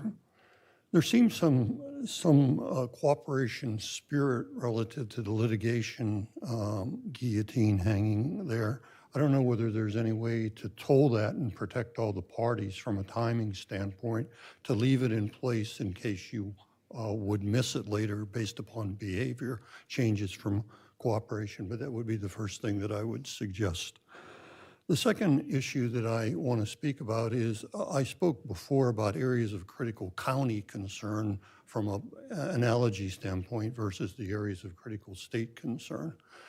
And there are issues that the board has been frustrated with on annexation and a lot of other topics that you want to get some control over.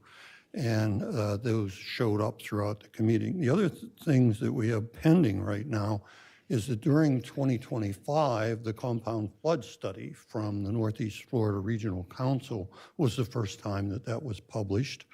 And the prior information that was up to date, and this affects the coastal high hazard area. And I believe, Adam, I'm not sure about this, but I think the coastal high hazard maps are from 2018. Not exactly sure, but they're dated. And the county has the oversight to keep the citizens happy because there's flood concerns both in the north of the county and the south of the county that have to be dealt with.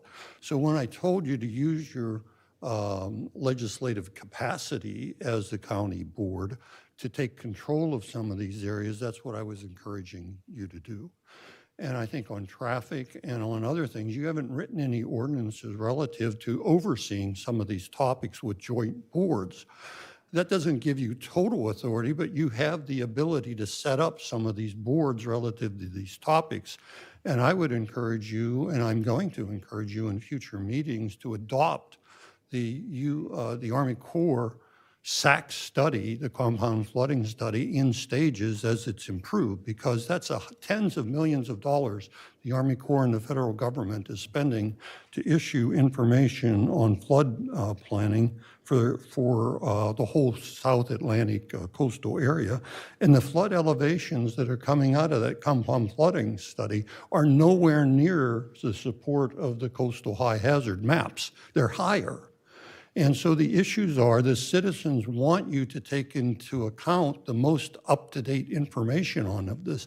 And once you see that, if you adopt the coastal high hazard study that's in the comprehensive plan, you also have the right to adopt the U.S. Army Corps SAC study that shows different flood. Now, when you do that, then flows through, and it's not tricking anybody from either the developer or the Flagler Beach or anybody else. It's just more recent information that you have to take into account.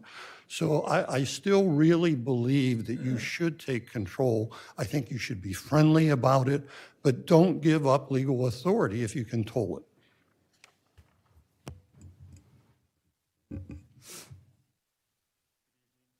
James Sherman, just to preface this, I'm not speaking on behalf of the Commission of Flagler Beach. This is just James Sherman. Just wanted to mention one point. Commissioner Dance and I actually were on the TPO board together at one point in time, and I actually came back to the board and praised you guys for your effort to look at the intersection of Roberts Road and John Anderson well before this development actually came before the city of Flagler Beach. So this is a long-standing intersection. I don't think this is anything new. We knew this intersection was going to fail. The TPO was aware of that. So I just wanted to make that clear for the record as well. Additionally, I don't think we need to go to litigation. I think that we're better than that, and I think that we can collectively come together and work together as two governments. Again, I'm speaking for myself. I'm not speaking for the others. But I would openly invite you guys to work with us and work together, work in step before we have to even take it to a conflict resolution, whether that be litigation. Depends on how one might interpret that term. But what are we going to do here? We're going to waste our taxpayers' money, and we're shooting ourselves all in the foot. So I would like for us to maybe come together collectively. I think there's more that can bring us together than separate us.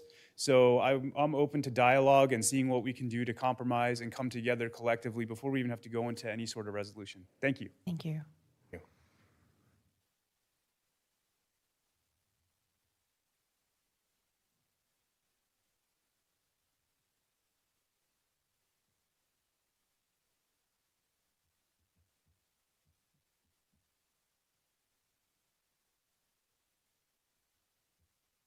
Good evening. My name is Matthew Ryden. I live at 330 County Road 80 since 1995. Is that better? I got to tune this up for adults. So, thank you all for doing what you're doing for the county. Should I repeat myself about my identification? Matthew Ryden, R-I-D-E-N, 330 County Road 80, Bunnell. I'm kind of coming to this late in the game.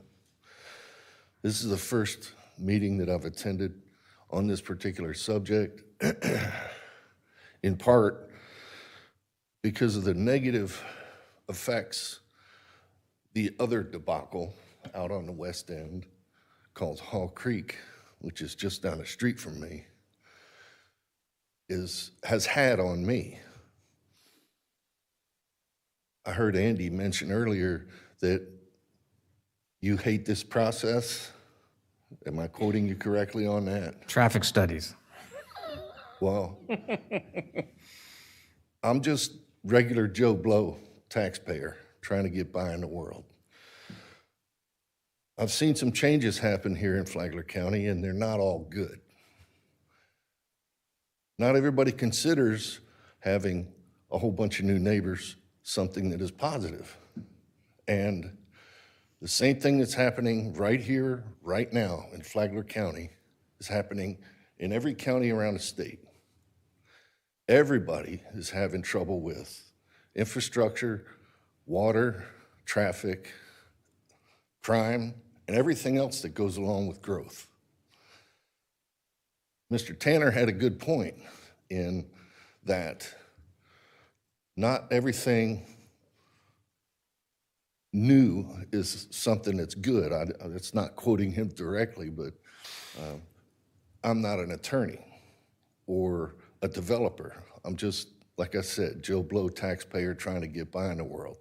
And you were saying earlier, I avoid going that way because of the traffic. Well, it seems to be that the process, which we're all supposed to trust, is untrustworthy, because you come in with a development, put in a bunch of houses, and then wait for some other municipality or the state to improve traffic or the possibility of traffic. And we all got to live with it until that happens, if ever. 1 year, I had to evacuate Flagler County 5 times in 1 year. Several times for a hurricane, once for fires, and it was scary. All of Palm Coast was parked on 100 trying to get across the bridge across over there in Palatka, and I took the back road out 305, and all of these issues got to be resolved. Take your time, step on the brakes, do the right thing for the county. As I said, thank you for what you do. Thank you, sir. We might have to clear up, or maybe if you can move that. I don't know. No, she's going to try to. Anyone else that would like to approach and comment? No? Okay, seeing none, I bring it back. I close public comment. I don't know if Mr. Rodriguez, if you want to go address anything that was said, or you would like our board to work through it one more time first. I mean, if I just want to reply that the purpose of the workshop and the meeting tonight is not asking for the authorization for the commission to authorize the county attorney's office to file litigation. The purpose was to initiate the 164 dispute resolution process, because litigation cannot happen unless we undertake the 164 process. The only mention of litigation is because of within the ambiguity of the language of 164 that it states that while actions are tolled, the tolling, one sentence states that the tolling has to be done by order of the court, which infers that an action has to be filed in order for the court to have jurisdiction to toll it. However, the statute then also states later that the parties can enter into an agreement to extend any time limits, including jurisdictional actions. If the city is willing to enter into such an agreement, even if it means if in future litigation the developer could potentially be an intervener, the 3 parties enter into an agreement to extend any jurisdictional time limits to allow the parties to conduct the 164 in good faith that the intention is to resolve the matter with litigation, I am willing to do that. But with all due respect to every attorney who's spoken here, there is not one attorney who is going to almost commit malpractice by stating that we as an attorney would not advise our client, you're going to protect your interest and protect your rights and not skip on if it means I have to protect your jurisdictional time limits to file something to preserve those rights. It would be almost malpractice if we state, no, we'll go forward, trust me, I don't think we'll have a problem, because it would be worse if we don't file something. It takes us 4 or 5 months to get to a resolution. Then when we file an action, now we're in court arguing whether or not we've passed the statute of limitations or the time limits that were required under 163-3215, an argument we would have avoided by simply filing the action and abating it. Unless we enter into an agreement pursuant to 164 that simply states that the jurisdictional time limits will be extended until an impasse, and if the parties reach an impasse, then we can proceed forward. That is something I'm open to. But the prime reasons and justifications for tonight's workshop and meeting was for the initiation of the 162 intergovernmental dispute resolution process, not to authorize litigation. Mr. Hanson, did you have a question? Oh, you answered it. Okay. All right. I have a question, please, or a comment. Mr. Cooley mentioned content, and this Spine Road, this might have, Mr. Sciamento, you might be able to help me.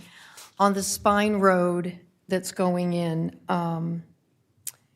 the last I observed, the Spine Road was contingent on 600 single-family homes. I don't know if it included condos or not. At number 600 was the number that the developer was going to put in the Spine Road.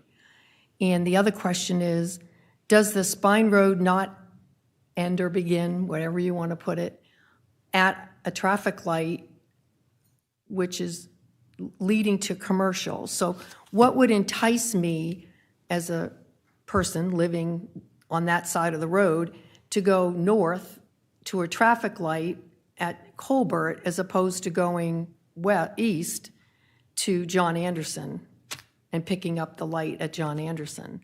I mean, I think we're splitting hairs here on what this Spine Road's going to eliminate.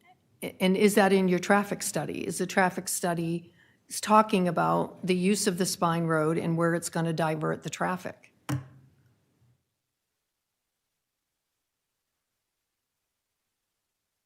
Yes, ma'am. So when the projects were together under left and right side, or east and west side, we had worked with your staff, and they came up with that number 600, and we agreed to that. When we split it up, that number got modified to 150 or 15? 150. So it has to be there. In Summertown. On Summertown, correct. So that was the concern raised for a good 2 years by your staff, and to the best of my knowledge, it was addressed, and they were satisfied with it. So technically, as Veranda Bay builds out, I think they're at like 150 now. They're going up to 320. So that's going to saturate. So that's going to saturate under the new number. And you're only going to do the Spine Road when 150 is on Summertown. So we're at 3, 4, 5. We're still at 600 A properties. little less than the original 600 Right. you had asked for. Okay. Yes, ma'am. So if the commercial gets built first, or whenever, does the single-family homes start at the same time, or does the Spine Road have to go in and then the single-family homes go in? That question was asked by the city council a couple of occasions, and I think the simple answer is market conditions will dictate that. Right now, there's an immediate demand, as Ken has expressed to you, to start the commercial. So we know that at least a significant portion of that Spine Road will be started. I think, and I'll let him comment if he wants to get up, but it probably makes financial sense to continue and do that Spine Road. So we were anticipating that Spine Road would be in the first phase and hopefully done before the 115th or 150th home.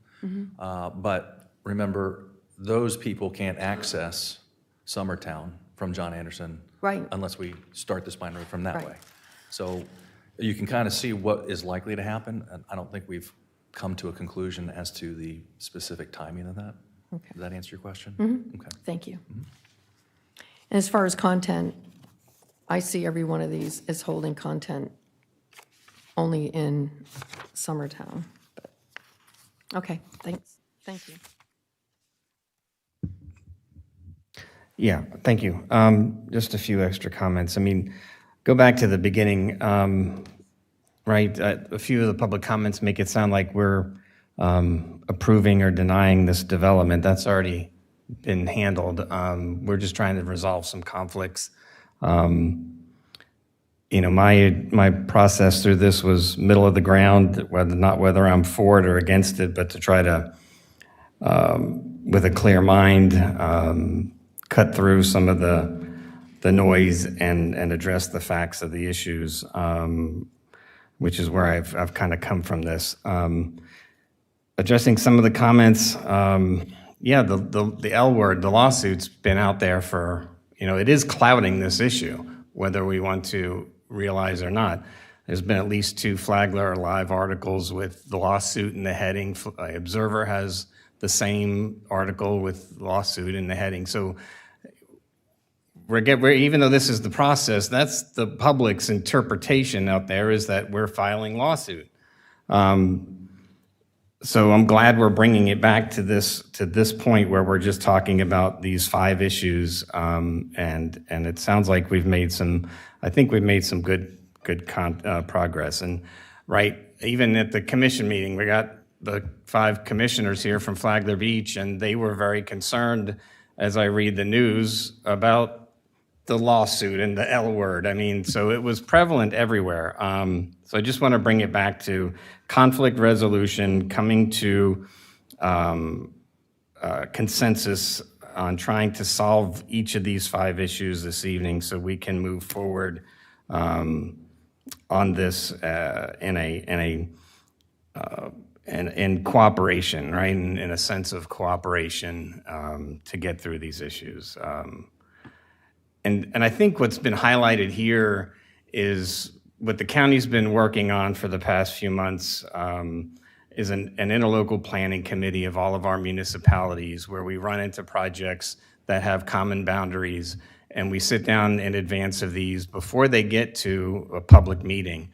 And so hopefully this is highlighted, you know, and again, in the spirit of cooperation, right, I want to get to a point where we can resolve these amicably so that we can entice the other municipalities to sit with us at the table in this committee and talk about these issues ahead of time and do better, right? The comment was made of do better for the citizens by having this conversation ahead of time. I think we can make some progress on some of these. I think I would ask the applicant, the developer, Mr. Sciamento, if they've thought of any ways to tighten the floodplain agreement.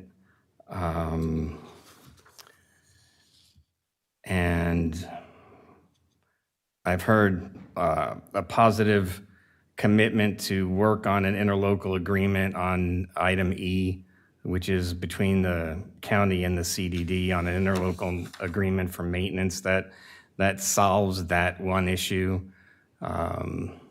The traffic study is there. And really, item D just asked if there was a traffic study conducted and analyzed the impacts, and it's sitting there.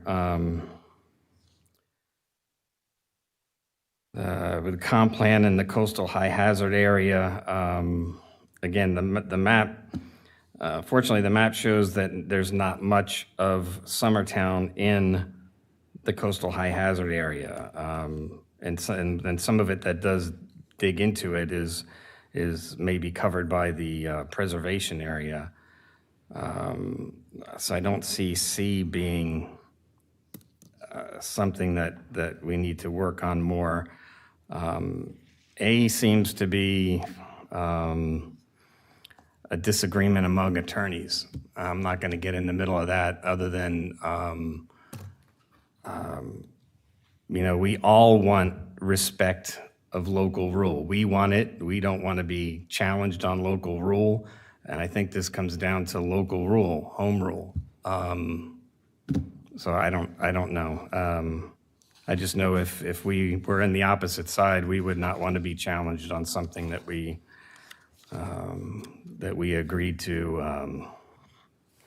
and it was defensed by our attorney. But those are just my closing comments. Just want to thank the commission for being here in attendance, taking your personal time to come here and listen to us. We have a lot of important work that we have to do together.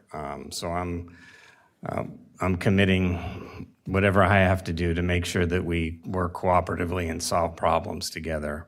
So I just appreciate you being here. Thank you. Mr. Rodriguez, on the high water, coastal high hazard area, Mr. Eckert talked about the Army Corps SAC study. This is going to impact, I mean, those floodplains are larger than the ones that we're working on or that we have right now. The coastal hazard, I think the map that Mr. Andy's talking about. Because we don't have anything in writing at this point, it's very hard for us to try to guide or direct development or areas of the county in those decisions on whether or not to use the coastal high hazard area or the Army Corps study. We don't have anything, right, at this point that we could point to that says this is a better study than this study to preserve the flood zone or the flood area. We should be using these maps, not these maps. We don't have anything yet. I'm going to defer to the language that's in our comprehensive plan, which is what's the guiding principle in regards, at least in regards to the argument that was raised and the issue that was raised today for your consideration and review in relation to this project. I mean, we're going to moving proceed.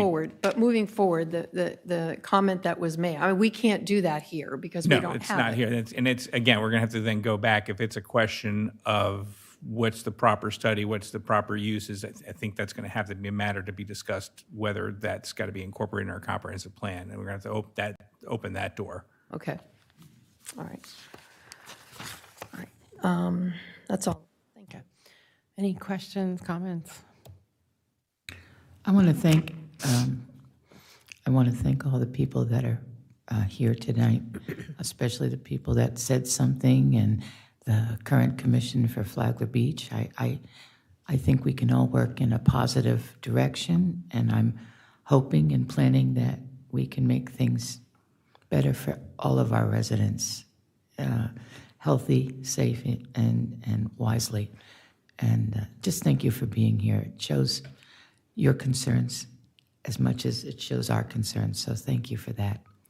And I'm looking forward to a better tomorrow. Any comments? No? Yeah, you? Yeah, I just want to say I don't see a problem here. I think it's much ado about nothing. We'll sit down with Flagler Beach and solve this, and it's not going to be hard.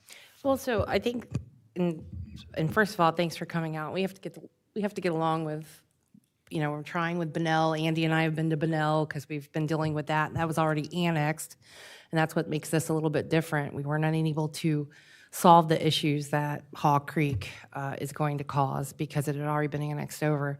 But there has been a change about annexation because, well, it's happening everywhere all of a sudden, and the county is tasked with figuring out fire, rescue, EMT service, the roads that were not meant to hold a lot of cars, not meant to hold 6,000 or 7,000 commuters are left within the county for us to deal with, while impact fees and others are collected by the cities and not passed along to help us with building fire rescue roads and that such.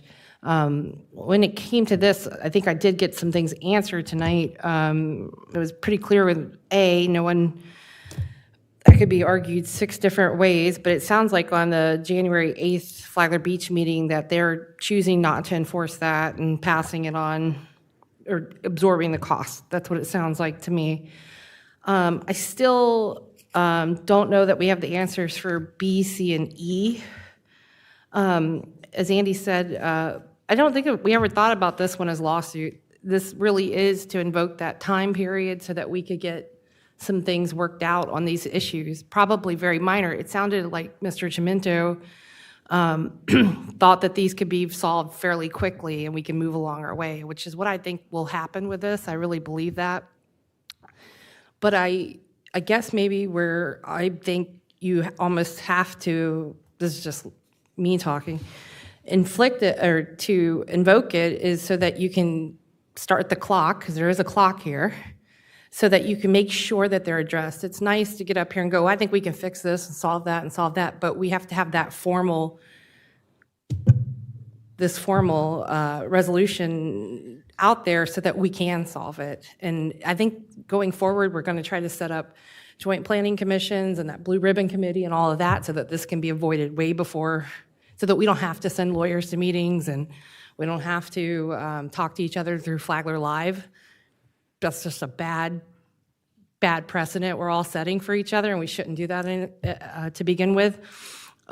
This is not meant to be a lawsuit. This is meant to officially get these things addressed and dealt with, and I apologize to Mr. Belchi because you did start this process several years ago, and lawyers have changed, and staff has changed, and commissioners have changed, and thoughts about annexation and growth have changed, and I believe everybody believes the state's looking out for us.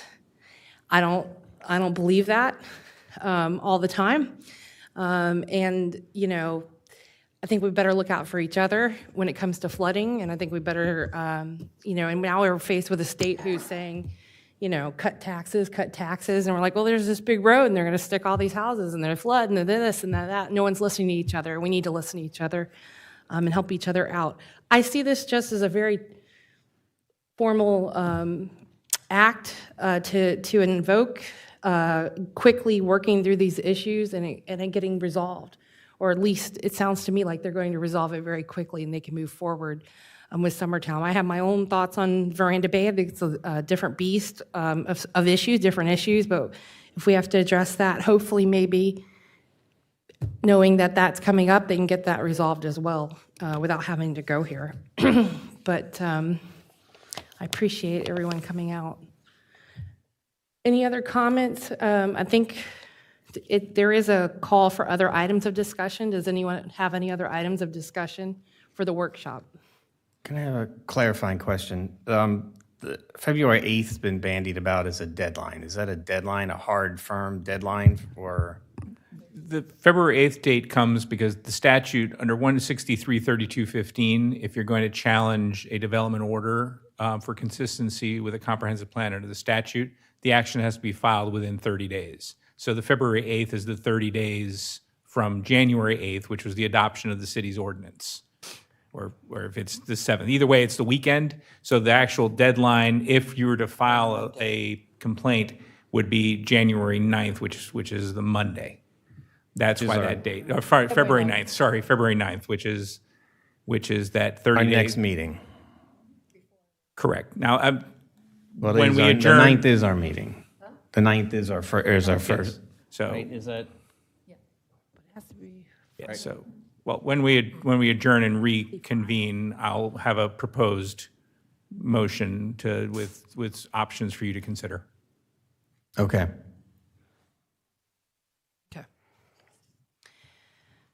Anything else? Ms. Petito?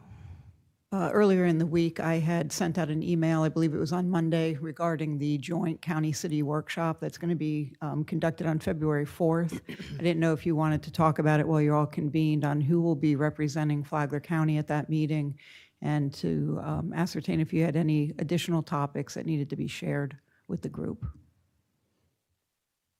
I didn't. Did anyone else have anything to share? I don't have anything. In the joint, it looked pretty robust. We just need to determine which two commissioners will represent us. I'm able to attend. I am. And does it just need to be two, or can there be more if there's someone here that needs to? Typically, there's two that represents the Board of County Commission. All commissioners are welcome to attend. It's just that you'll be seated in the audience with the other elected officials. Okay.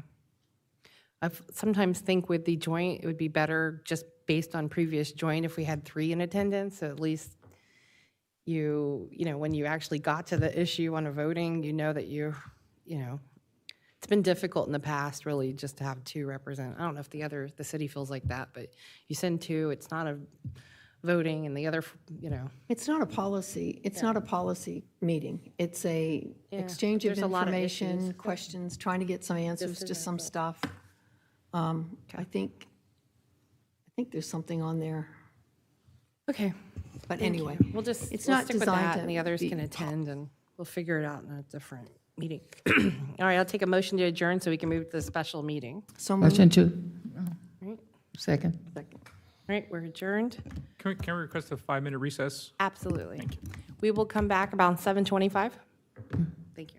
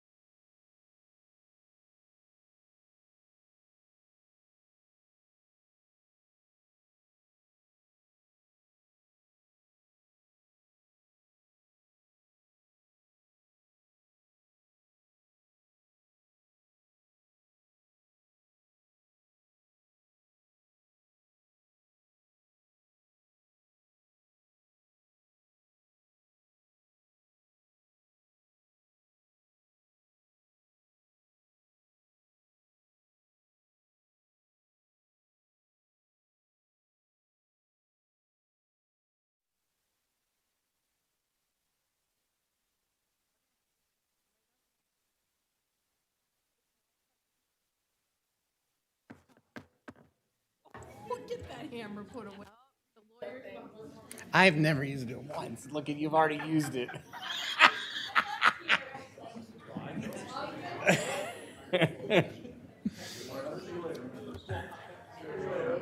I used my voice. Would everybody please take their seats? There you go. There you go, Greg. Mr. Hanselman.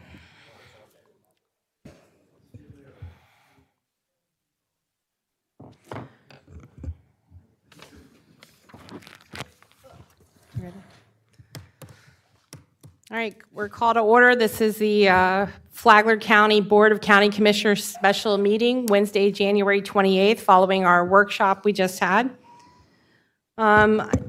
It's directing me to go out to public comment again. Now, so that is what the direction is. So would anybody like to wish to approach Mr. Spradley? Thank you, sir. Scott Spradley, SCOTT-SPRADLEY.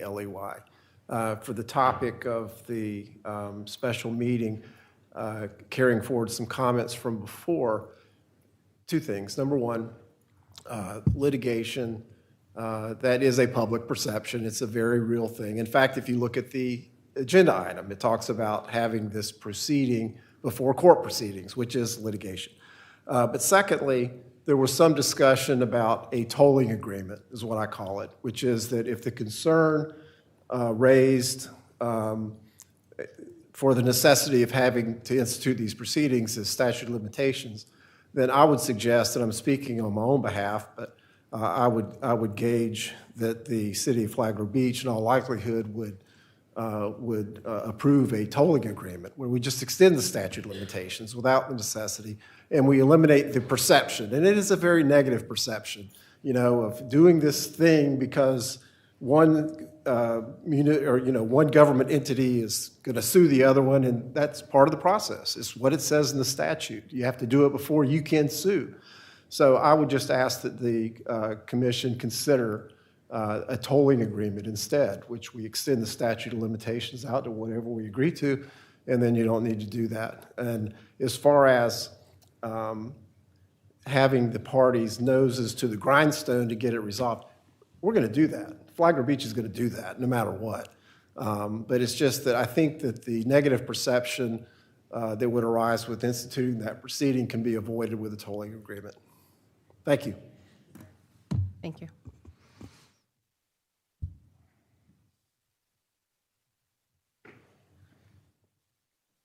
Is this public comment? Yes, sir. I would just have to, State your name again, sir. I'm sorry, John Tanner, attorney for Preserve Flagler Beach and Bulow Creek, and I just have to comment on basically two things. One, the fact that we're asking you to go to the resolution process is the beginning of the negotiations and the compromise that may come out of such a meeting. That's what that's about, is to prevent litigation.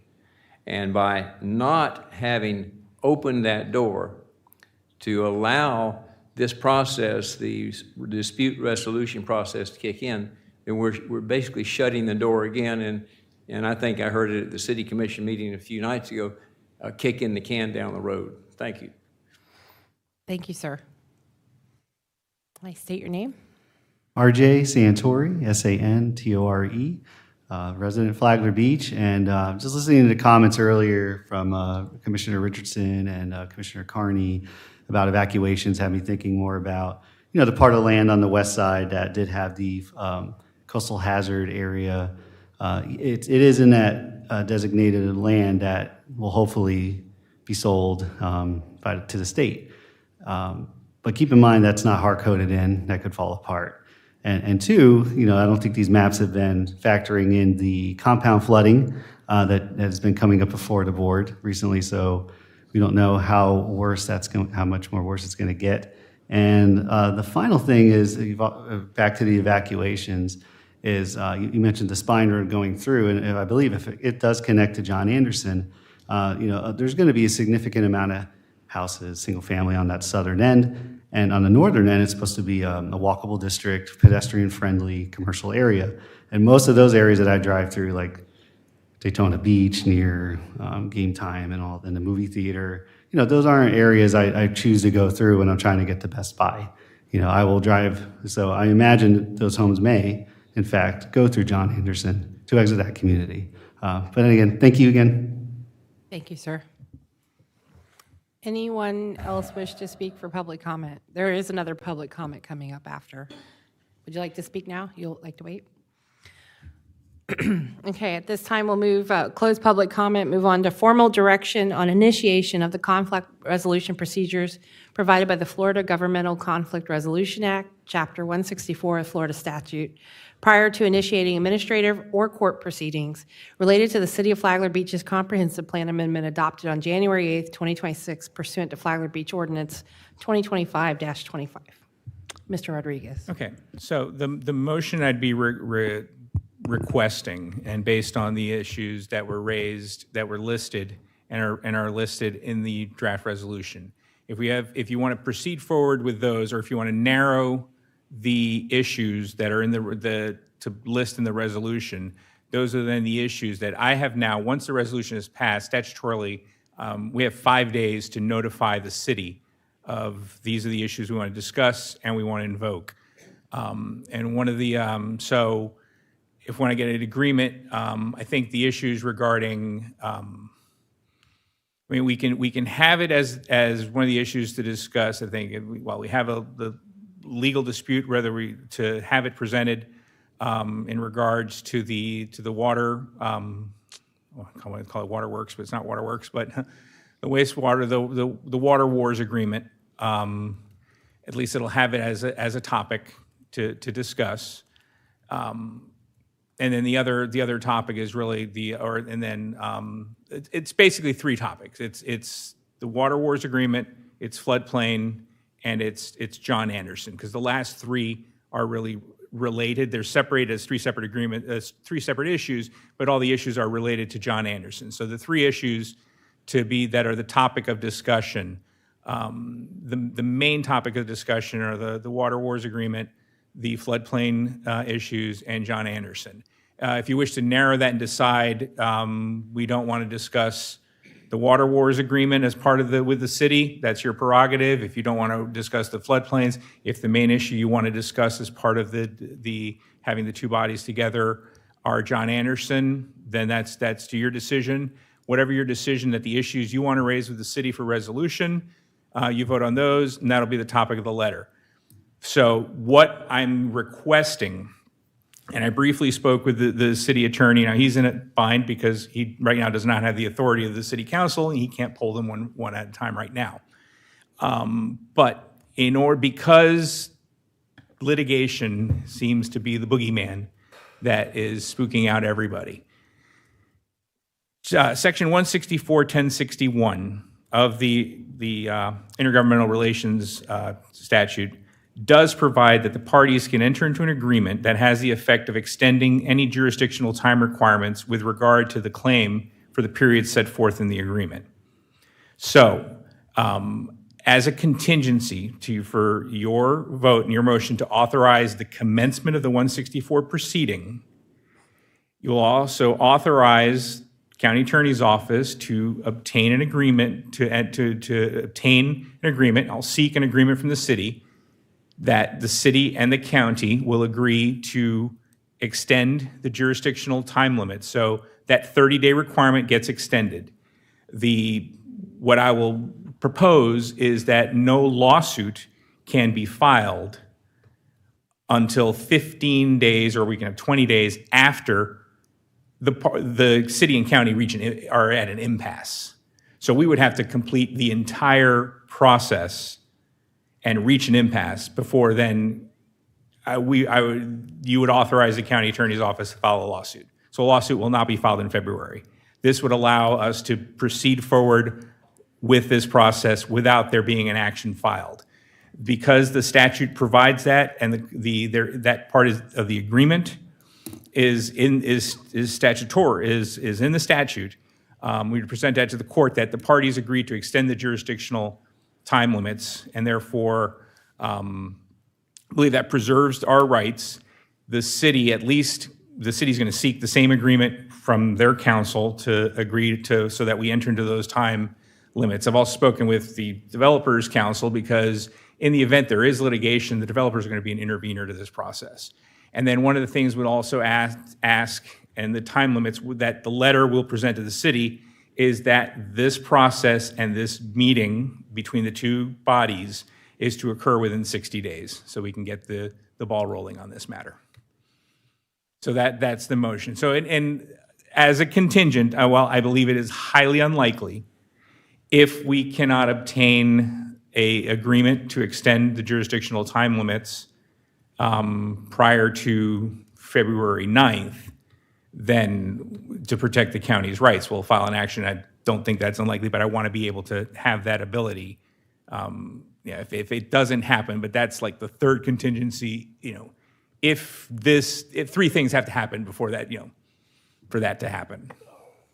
So you need me to repeat it slowly? So you'll need a motion. On the questions. Yeah. It requires an answer from Flagler Beach, but I don't know what your meeting schedule is this month. Do you have dates? 2nd and 4th. We've only got one meeting, but they have two.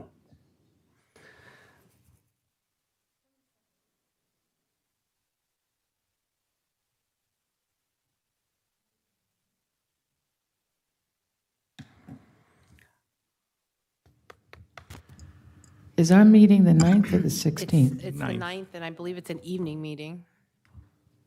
I just was trying to work out the, I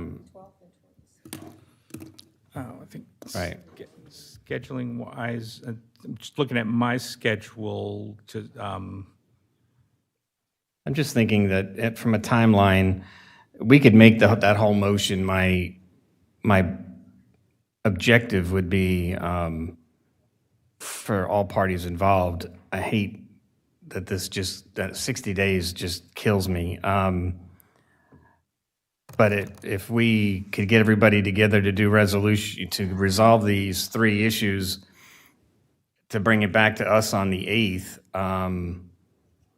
and come to an agreement on the 8th, we could send it to the Flagler Beach for ratification either on their 12th or 4th meeting, or the 12th or 26th meeting. well, if you're both going to be when you both come together, that's a public meeting. If you come both to an agreement, you can ratify, that's a public meeting that you're going to be ratifying an agreement at. It's not like we're at a separate mediation. The public is attending that meeting. It's a public meeting. It's a joint meeting of the county commission and the city council of the city of Flagler Beach. It's not all of it's just us. It's all five of you and all five of them. Okay, I was under the assumption it was all of our governments. Sorry.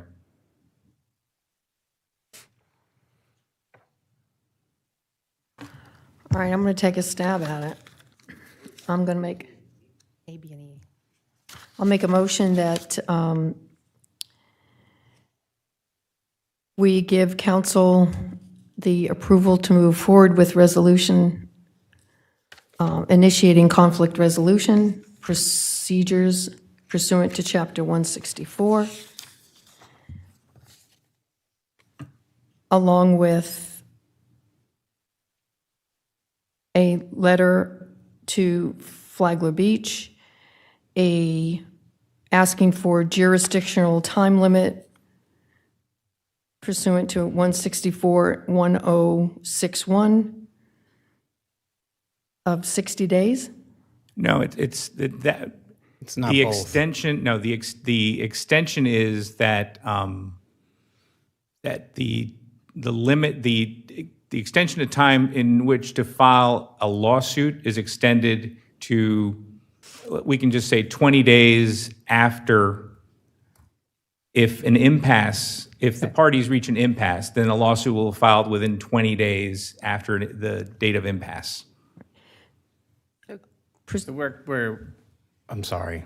No, sir, go ahead. So you're bypassing the conflict resolution? No. No. If the conflict resolution fails, Okay. then a lawsuit is filed 20 days after that. What it does is, I don't file the lawsuit on February 9th. A lawsuit isn't filed until the entire conflict resolution process fails. Okay. I thought you were just asking for an extension. No, the 60 days is to try to have the meeting of the two parties within 60 Okay. days. All right. That's what it is. I feel sorry for you. I thought we were following Commissioner Spradley's recommendation on extending. He was looking for Extending the timeline. He was looking for a towing agreement. That is what a tolling agreement is. But what the tolling agreement is simply that the time of the tolling agreement is that if a lawsuit's to be filed, it won't get filed until we've exhausted every single avenue of the intergovernmental dispute resolution process, which is a joint meeting. And if we don't come to an agreement at a joint meeting, the next step is a mediation.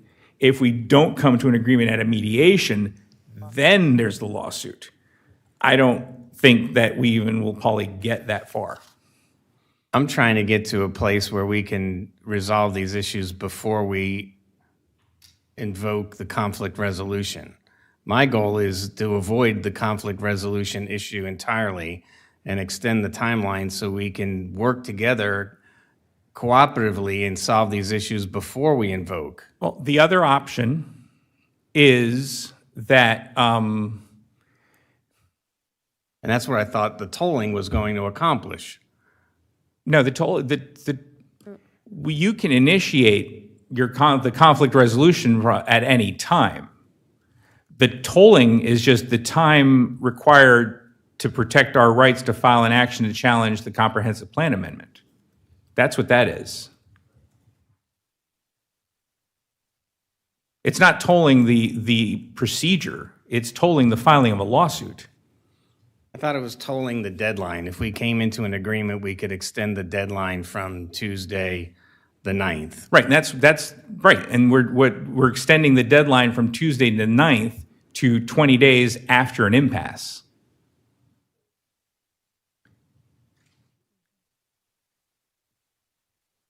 All right. So we get the motion up to the point of But the I jurisdiction. agree with Andy. Why can't we just do what you said and just make that a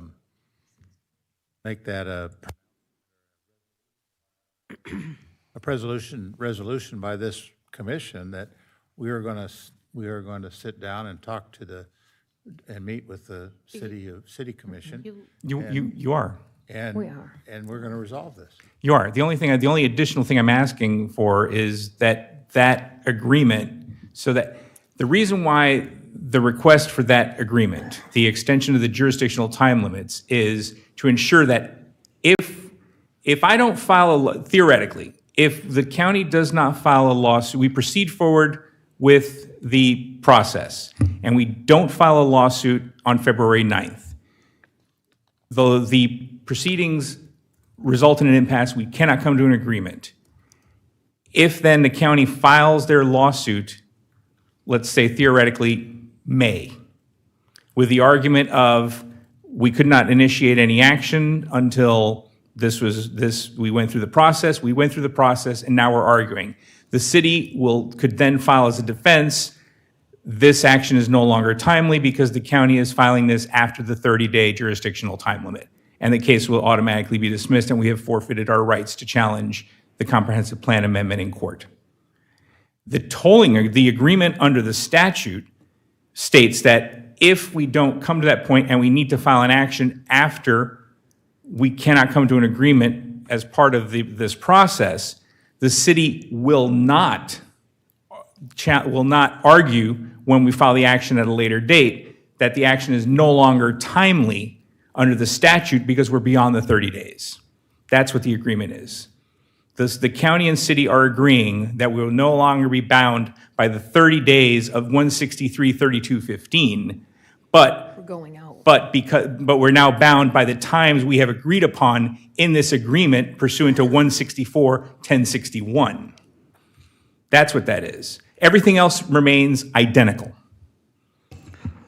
The way I see it is we're extending the deadline before having to do any kind of legal process other than having meetings to meet, to come to an agreeable stature. Correct, but it extends the deadline. It also means that there will be no lawsuit filed in circuit court. And if that's of a concern of both the city, of the developer, I think it's, I would advise you guys, if we're acting in good faith, that we really want to seek a resolution to this. And I've requested that of the city to enter into this agreement. The city can get that approval from the city attorney can get that approval from his counsel. It's showing that, the two parties are trying to act here in good faith to have this resolved without even having to file an action or go to court. Mr. Dance, did you want to say something? Yeah, just to clarify, we have a joint meeting coming up with all the municipalities, but we don't have anything set just with the city of Flagler Beach, Correct.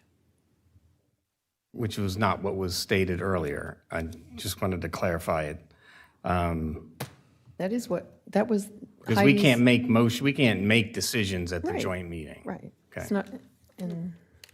It's not what it's for. No, and this letter that goes out after this resolution, the statute, is actually addressing, these are the issues that the county wants to raise, and we're seeking scheduling of the meeting. We'll be requesting that this meeting be scheduled within 60 days, and at that point, we begin to coordinate the date that we can have both parties come to the table at the same time.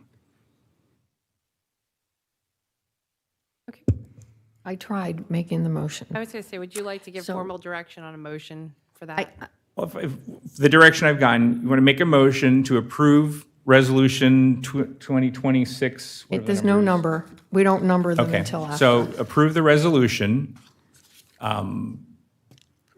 to author, okay, all right, so approve the resolution to initiate conflict resolution procedures provided for in Chapter 164 Florida statutes. Authorize the city attorney's office to request a extension of the jurisdictional time requirements from the city of Flagler Beach pursuant to 164, 1061.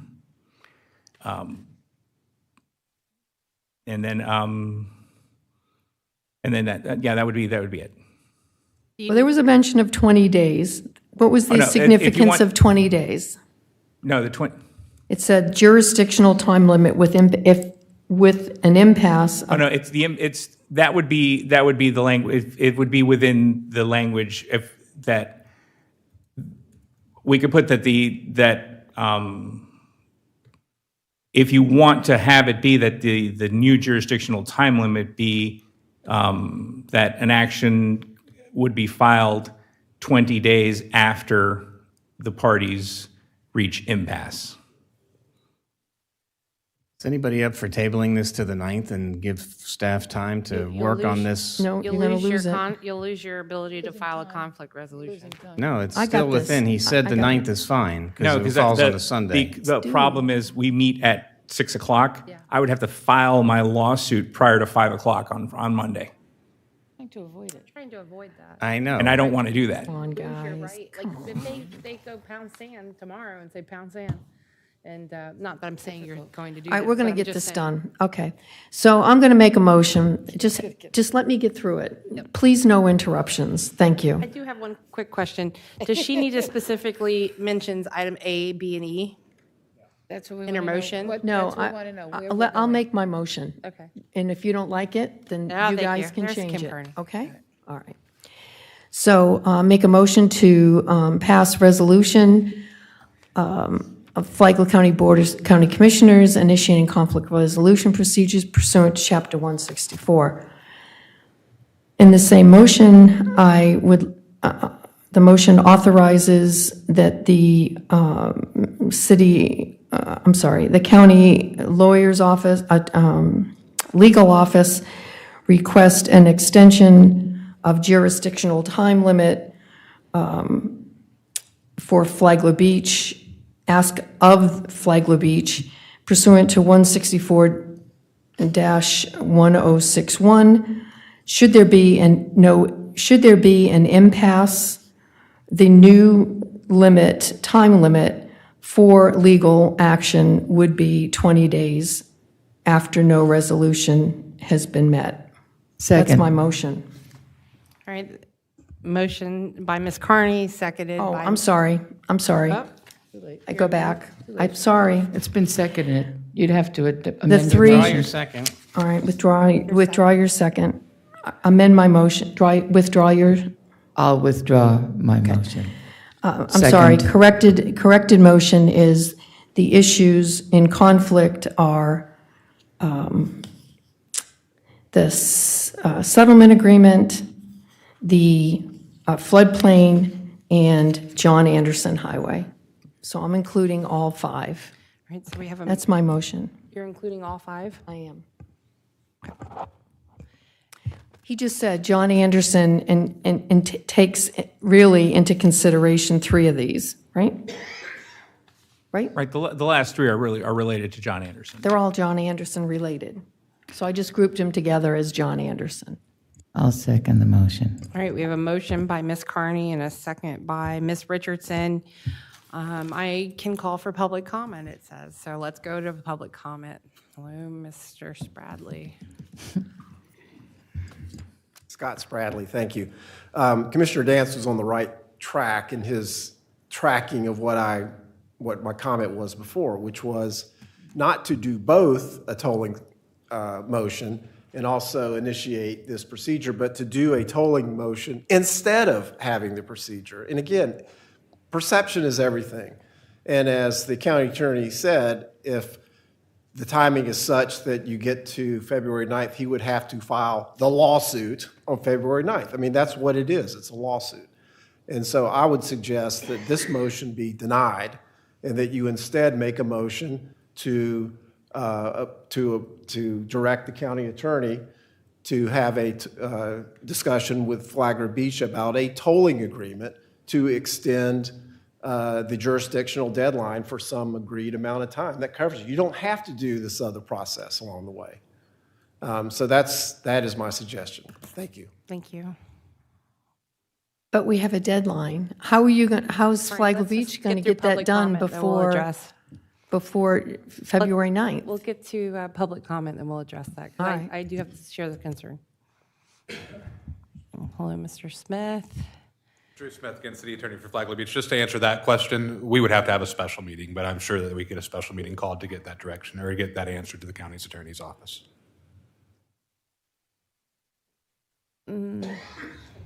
Either way, your county attorney is proposing tolling. Understood. So we'd have to have that special meeting either way. Right, okay, thank you. Michael Schimento for the developer. We've been having conversations, and I want to make crystal clear, things go quickly. So I want to state for the record what my client's position is we're always here to sit and talk to an extent, right? We can't go on forever. To the extent that Michael feels that he needs some consent from us in order to protect him, we're interested in going through it whichever way you would want, be at the table and participate. But we would only be willing to waive our rights, whatever they may or may not be, to the extent that a suit isn't filed until 60 days. Because the dispute resolution process has its procedures, including ultimately possibly mediation. And you all have seen it when you weren't sitting on the dais, how government may act sometimes, and we could be into May or June. So we don't want this to languish. So to the extent that he might need something from us, we'll agree that the tolling is 60 days. If you want, if not, if you don't think you need us, that's fine too, okay? We just need to bring this to a head and force everybody to sit down and do their work within 60 days. Either do it or don't, if that makes sense. That's our position. And right. Thank you, sir.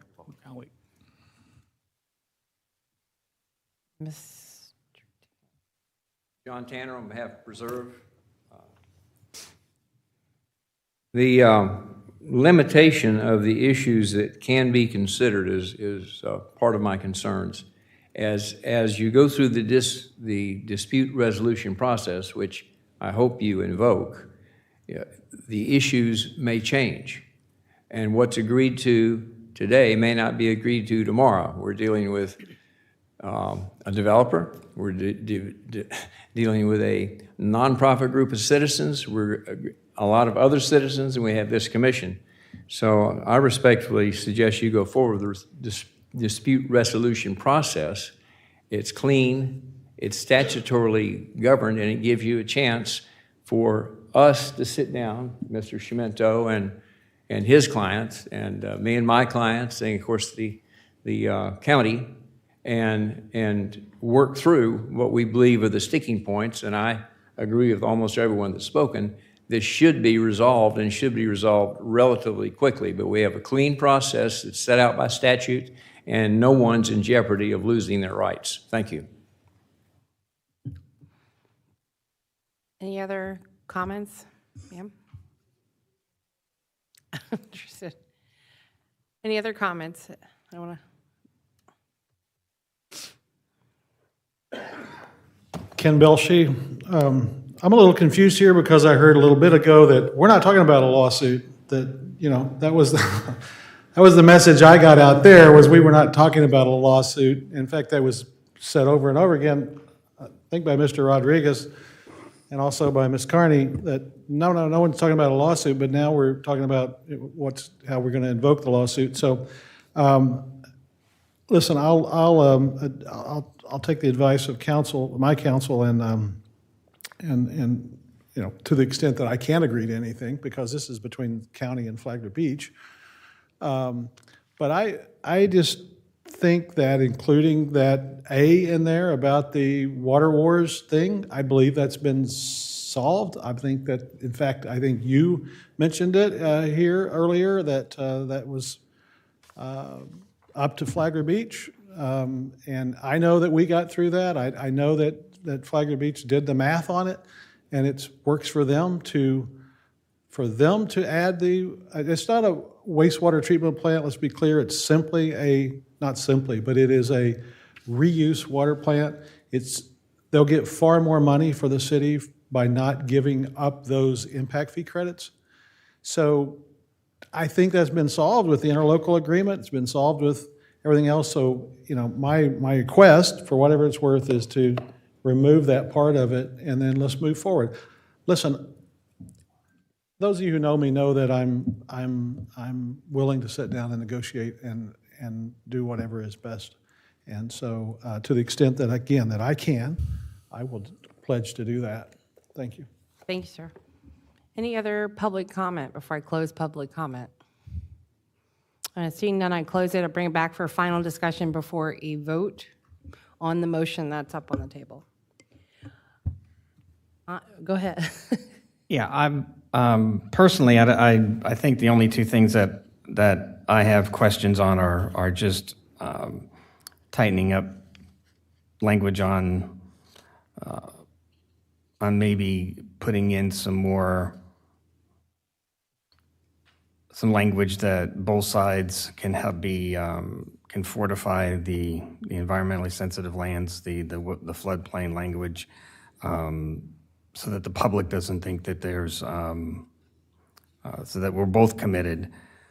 And then on the last one, getting the language for the CDD ILA on the maintenance of John Anderson. I mean, if there's consensus on these, I mean, I don't want to be the odd man out, but I think tonight we nailed down almost all of the issues.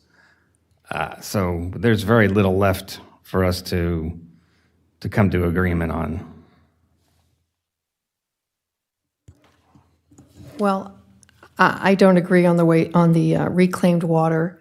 I do get calls from constituents, and I have a lot of constituents that would like to see the math on that. So that's why I didn't take the reclaimed water. When you look at the $46 million plant that's been proposed, I think there's a lot of confusion as to,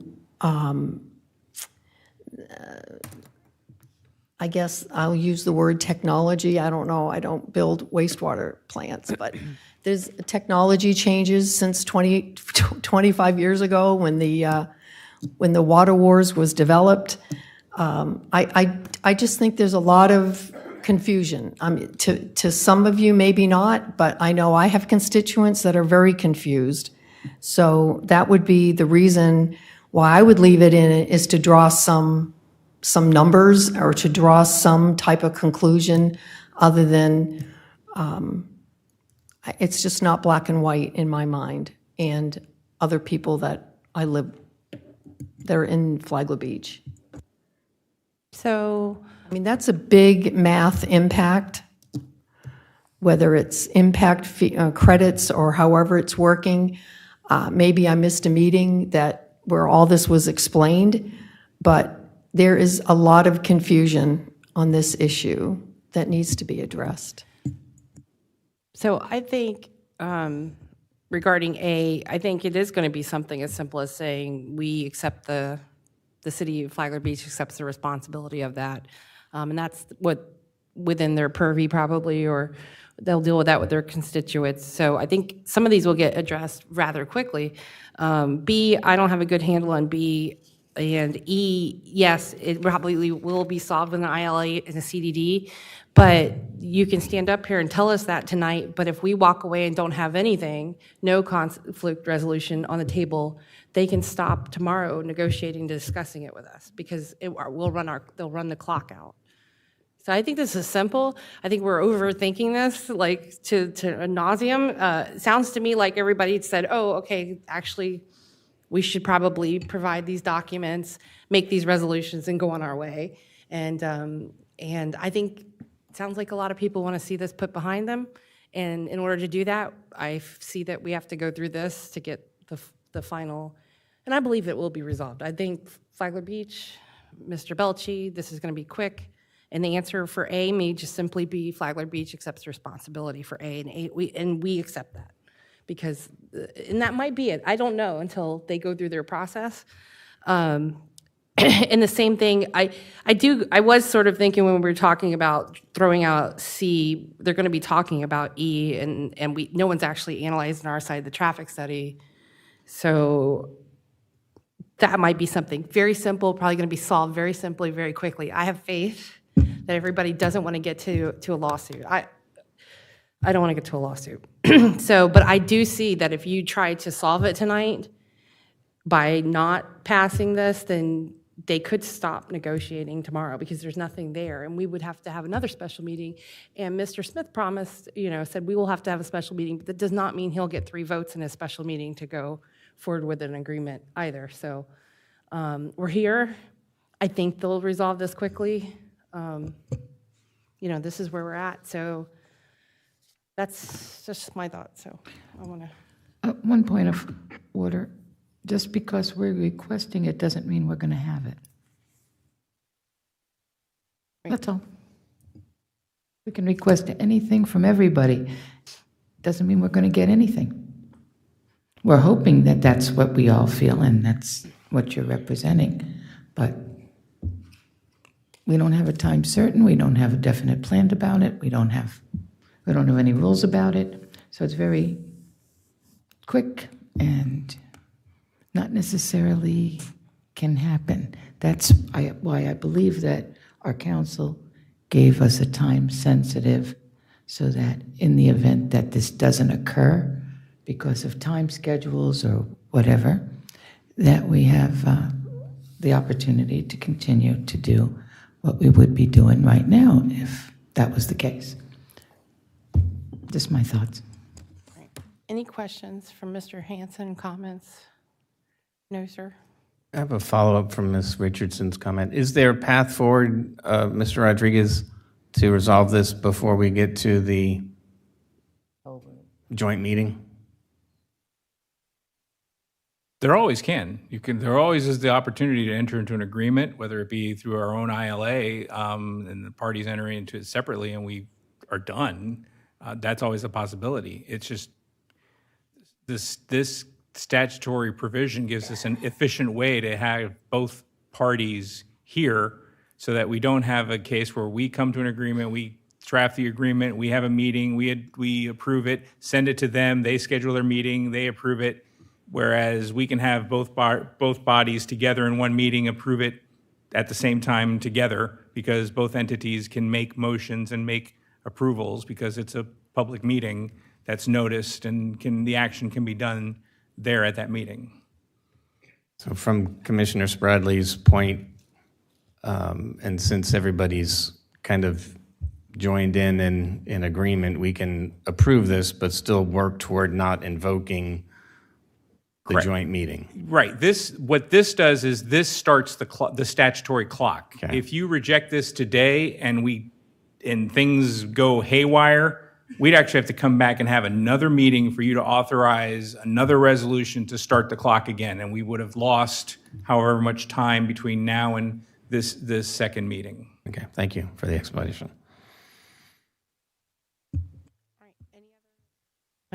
Any other comments, complaints, questions? All right. So we have a motion by Ms. Carney, a second by Mr. Richardson. I'm going to ask for a roll call vote from the board. Commissioner Richardson? Yes. Commissioner Hanson? Nay. Commissioner Carney? Yes. Commissioner Dance? Yes. Chair Pennington? Yes. Thank you. All right. Motion passes. I have faith everyone will work it out quickly. I will take a motion to adjourn. So moved. All right, we're adjourned.